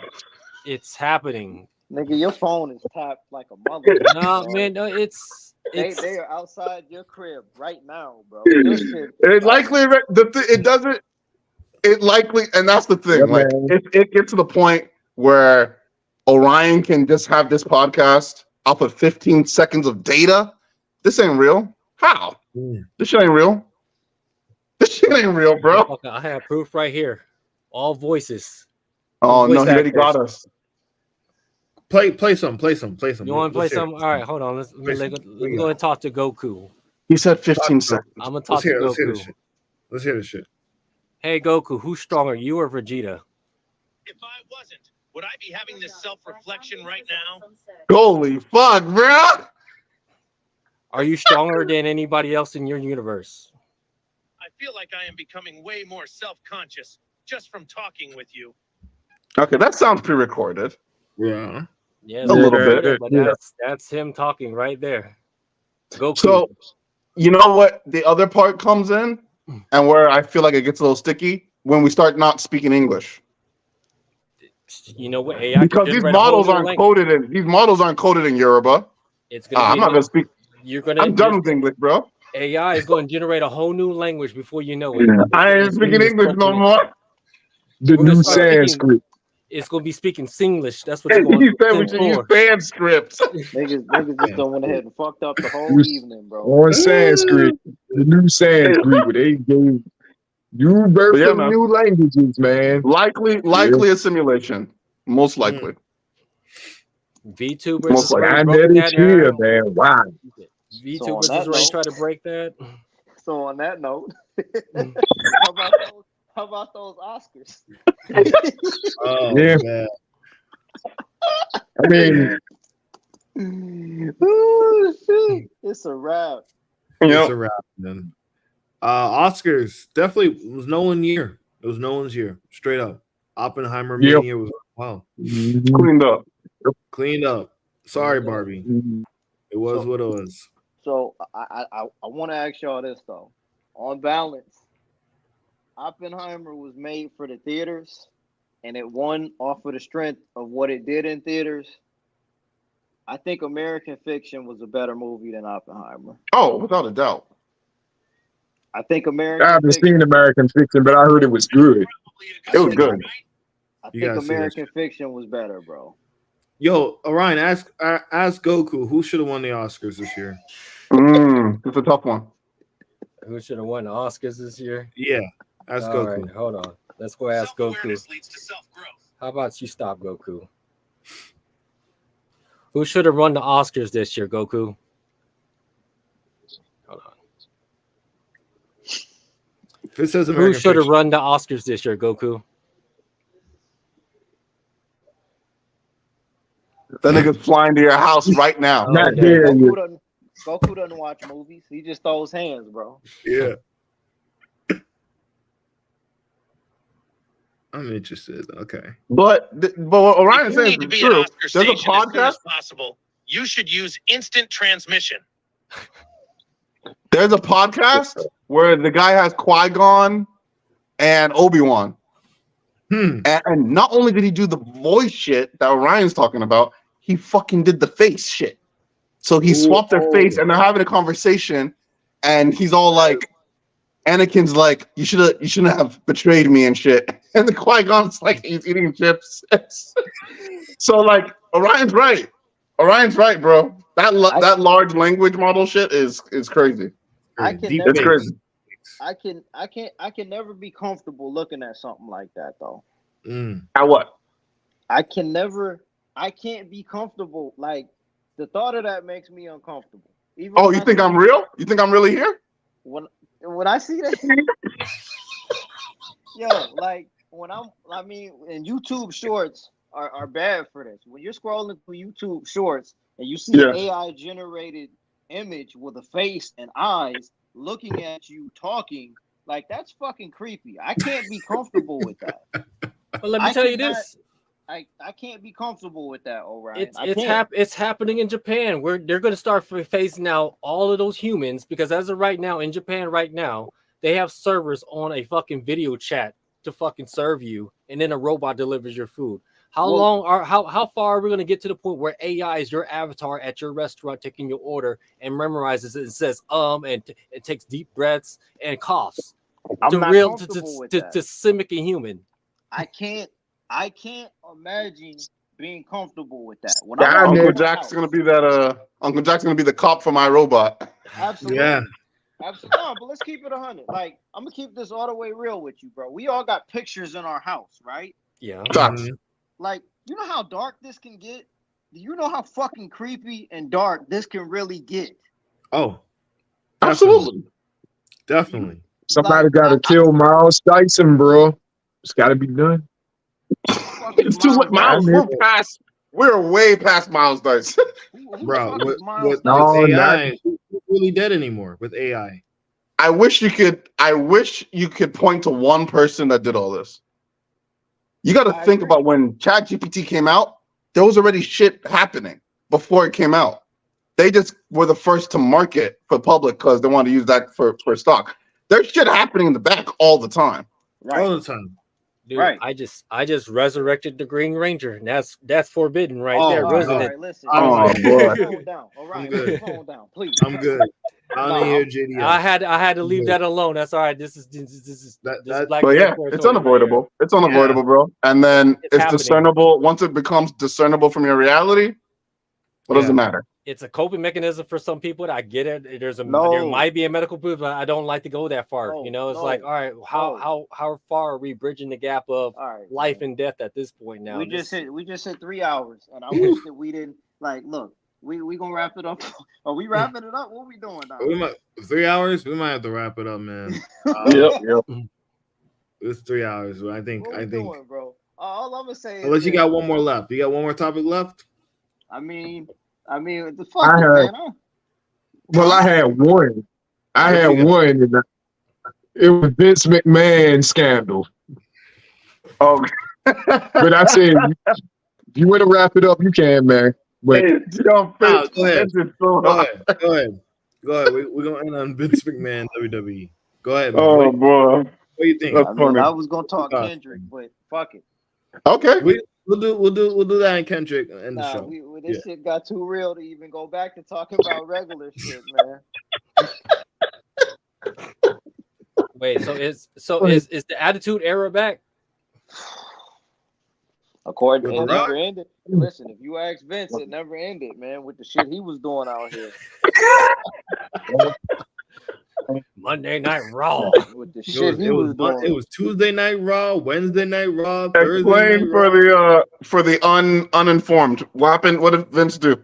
No, sir. Y'all got it. what did he do? Y'all got it. I ain't got nothing. All I know is you're gonna have to with Vince. Okay, you're gonna have to backtrack to why Vince became Vince. You're gonna have to backtrack to a few years after he became the official owner of the WWE. Okay. Where he got caught with his first allegation of rape. Okay, yeah, rape one of his employees. There is only one royal family, and that's the McMahons. Oh my goodness. Well, that family then crumbled. On the series finale of the Behind the Scene podcast. On the series finale. We need to get that as a shirt. One royal family, the McMahons. Series finale. Seriously. Look, we had to take down. That royal family. McMahon hoodie on the website. You talk about the fall of the Roman Empire there, bro. Of wrestling. So what's up? Is it from a wrestler or who's the accusation from? All right, so the owner, Vince McMahon of WWE, has been doing very nefarious things with his employees in the bedroom, and the shit has caught up to him, and the truth is coming out. You know, Cat Williams, 2024, and the man lost his position as owner, and basically he's lost his power in his position of the thing that he bought, the company he bought from his father. Now is in the hands of the UFC. And now he's basically yeah. The parent company that owns the UFC also owns WWE. Correct. So, but he sold it. He made that deal. He sold it to them, and he got kicked out of choice. Because well, my bad, brother. Go ahead. Oh no, go ahead. You're good, man. No. You got it, bro. I was just saying he got kicked out because of allegations, and there was more allegations that came out. He was hiring secretary. He was just doing a lot of nefarious shit behind the scenes. Yep. And legal actions being taken to him on a P. Diddy level. Yep. More Yep.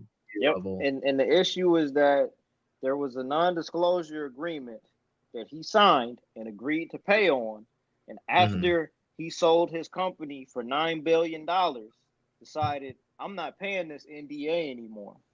Right. Came back and bit him in the ass. Wow.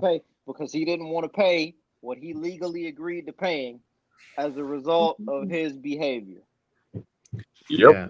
Vince McMahon is an interesting person because for this whole time, we thought there was two versions of him. What you saw on screen, and in real life, maybe you got 25% of what he portrayed on television. But what we didn't realize, what we saw on TV was really how he was off TV. There's no act. He wasn't acting. He was just being himself. That's crazy. This whole time, he wasn't acting. And every time somebody so the twist in this, the M. Night Shyamalan twist in all of this is that anybody who tuned in to make his company successful and make the product that he pitched successful was complicit in his behavior. Oh Lord. That's a rough take. So I guess PPV from pay-per-view means penis, and vagina. That's what it means for fucking. On that note, yeah. I don't know how we follow that up. I don't know how we follow that up. I don't think we do follow that up. Elimination chamber. Shout out to everybody who listened to the Behind the Scene podcast and watched in past tense of the Behind the Scene podcast. Time is relative. Yeah. Well, you really think you're getting kicked out? And live on Monday Night Raw. Off on YouTube. Oh shit! Wait. What did Dr. Okay. say? Time is a flat. No. Time is whatever, bro. It don't even. He's the real rated R. Okay. All right, let's not get up too far off course with this. Okay. To understand the nature of the beast, which is Vince McMahon, is you got to go back to when he first got into, but like I said, in 1986, his first scandal was a rape allegation against a female employee who happened to be the first female referee. And for years, she didn't have a voice. She did not have a voice because back then, the only TV you got was, hard copy and current affair. And in 1992, she finally told her story. And, in 2022, I believe, they finally settled it out of court after, 30-some years after it happened. Then in 1992, there was the Ring Boy scandal, which was even more disgusting than this scandal that was here, because that was. Don't do it. We're gonna save that for the man. I'm not getting into it, but y'all go and read and research that for yourself. Yeah, that's a Google search. Read and research that, because even I don't know that on that. I only go by what I've heard and the videos I saw from back in the day. But understand, with Vince, it's a pattern. He's been a predator. Always will be a predator. So what does it say? What does it say about the audience? What does it say about the audience that bought into the product that paved the way for a $9 billion sale? They're gullible. Wrestling fans are the most gullible people on planet Earth. They will believe, if you listen to a lot of these shoot interviews, they will believe anything a wrestler says. Now, understand, wrestlers are trained to be actors in the bullshit. That's what they're known to do. They're known to do that. And people believe whatever they want to believe because it's their favorite guy. So I would urge the public, they got to learn to separate the band from the characters. But you know what the WWE is really? It's just Vince's playground. It's like, okay, these are my toys that I put on contract and I do whatever I please with them, Yeah. Like you're playing. You're not wrestling. You're not a superstar in WWE. You're a superstar with Vince McMahon, Vincent Kennedy McMahon, who sits there says, "Whatever I want, whoever I want to hold that belt and that belt and that belt and that belt, and also in the back office while I'm whipping the girls with a belt." You know, that's what Vince McMahon be doing. That's Vince McMahon's game. You know, it's horrible, bro. It's horrible. The poor the man has got. That shit is it's horrible. It's horrible, and I mean, the fucked up part of it is that I think that we talked about this in 2022. I think that there's an entire era in American business. The American business model was to be the cutthroat, no nonsense businessman that worked hard and played even harder and made a lot of people a lot of money. That was acceptable during a time because everybody was happy and making money at the end of the day, right? Yeah. So Also, as fucked up as it sounds, at the end of the day, when you sell your company for $9 billion, how much worse can it get for you? When the Wall Street Journal published this article, dog, but you still walked away with $9 billion. Yeah, they cover business, and they don't cover these type of stories. But there's a reason why, a sale of $9 billion, and people want to know the reason why. Well, they couldn't bite their tongue. They had to tell the people, well, he's caught up in a sexual harassment scandal and stuff like that. We got to end this with some truth here. We got to end this on some truth. Donovan, what were you gonna say, brother? No, I'm saying you're cooking. What? Does karma really exist? No. When you have someone like Vince McMahon walk away with $9 billion after the most heinous, nasty shit he's pulled off to everyone in his lifetime. I'm sorry, but we gotta end this on truth. And the truth is dark, the truth is cold, and the truth hurts, right? Karma is a work of fucking fiction. The only time that the bad guys get what they deserve is in Disney movies, bro. That's it. I'm sorry. I hate that. I'm gonna tell you this. No, hold on, Justin. Let him go Jack Cook. Hold on. Let him cook. I hate to say that, but in real life, bro, P. Diddy, Russell Simmons, Vince McMahon. I believe Russell Simmons. There's more names that I can name that supposedly, allegedly did things that they weren't supposed to do, but they made a lot of people a lot of money. And what consequences really hit them in a way to where they walked away from it damaged, or they walked away from something that hurts them on their way out? That's right. Yeah, that's right. I mean, but do you actually think that he's not paying somebody else? There's more victims out there that's, he's going to be paying off a lot of people with some of that $9 billion. There's more than one victim out there. So, like I said, this guy is a predator. It's a repeated pattern in that way. And even in his own admission to this is, he admitted in his own autobiography, I had read in a comment that he was sexually abused by his mother. That's what he said in his autobiography. So it goes back way. It goes way back. I'm not in disagreement with any of what you're saying, right? But what I'm gonna say is that to a certain extent, the consequences of his actions are not gonna outweigh the benefits of what it was that he achieved. Yeah. The company that he used to run is a part of American culture for the rest of eternity. There's nothing bad that he ever did is going to erase the WWE. That's going to be a part of that's going to be here forever. And the fruits of his labor are going to carry him until the end of his days. It's not like he's going to end his life destitute on Skid Row because he was a fucking predator and a creep. And his but his legacy is going to be standing.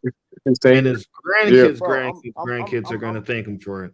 I'm sorry, bro. Legacy means legacy doesn't mean nothing in comparison to $9 billion. Yeah. I'm sorry.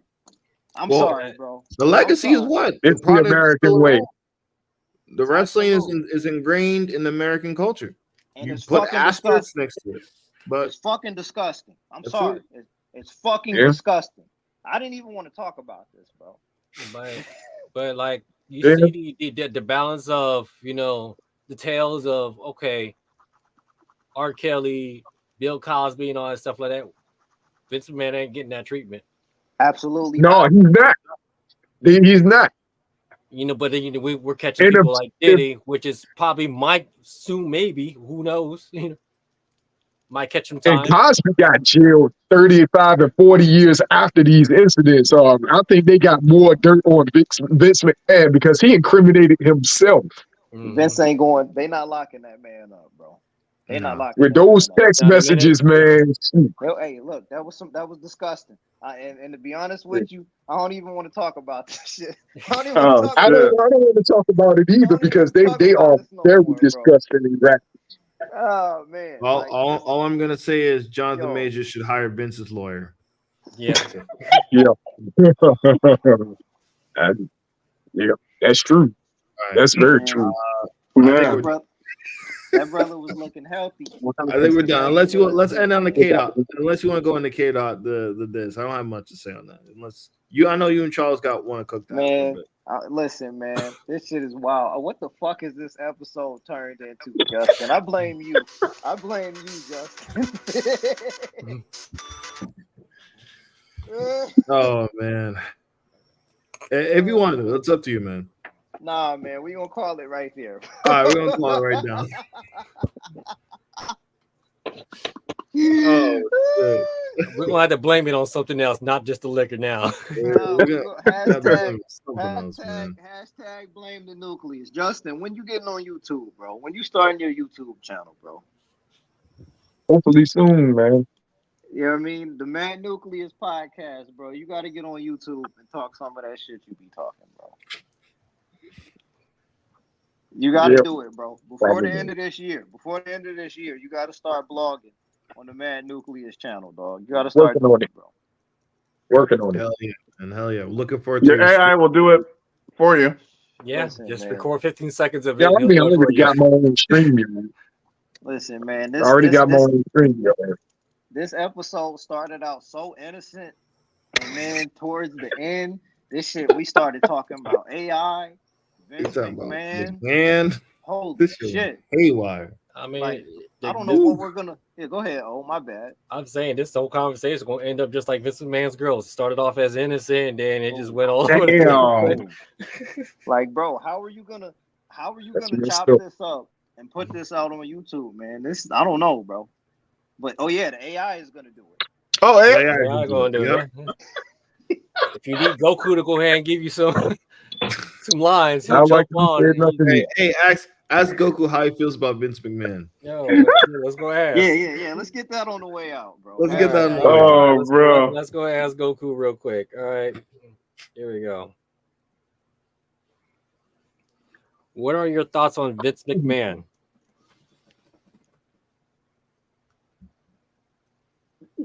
Goku ain't saying shit, bro. Don't sell it. He said that NDA. Yep. He said that NDA. I'm on the NDA. I'm gonna leave you all with a question. Okay. If you know all the research and science points to predeterminism, which is that you're just going through a simulation of something that's already happened. How does that change how you live? Oh man. Oh. And then he jumps out. Oh man, Charles wrong for that, bro. He wrong for that. I don't have an answer, man. Damn, Charles. So basically, how do you live without free will? Are we ready for that? I don't think I'm not in the right mental state thing. You have to answer that another day, man. I can't answer that. I'm cooked. You fouled for that, bro. Oh, I can't answer that. That's a first hopping on kind of question. I can't answer that. He's the first hopping on. That's a hopping on. Fine. Sit on it. Just sit on it. I'm gonna have to marinate on that. Does that show point to an answer to that? Does that show that you mentioned point to an answer to that, bro? That's on Hulu, right? Devs? That's on Hulu. Yeah, that's on Hulu. That's on I'm Hulu. just gonna watch it. Fuck that. Fuck that. Niggas is What we got wilding here, out, Goku? bro. What we got here, Goku? What do you thought? Goku, what you gonna do about it, bro? Oh, hold on. We'll go. To be honest, I don't have much respect for him. He seems like a ruthless businessman who's only interested in power and money. You know what? Goku speaking facts. I'm done. I'm done. Shut up. All right, That's See you Goku. guys. That's the American way. we're I'm out. not joking. I talked to Damn. Goku. That's Goku's response. Holy shit! He's that All good. right, guys, that's the end of the show. I've never heard him say those words before. Shit. Right? You thought that was pre-recorded? No, I trained. I him. definitely did. I train AI to talk like Goku. That's crazy. Hashtag death rights. Hashtag death rights, man.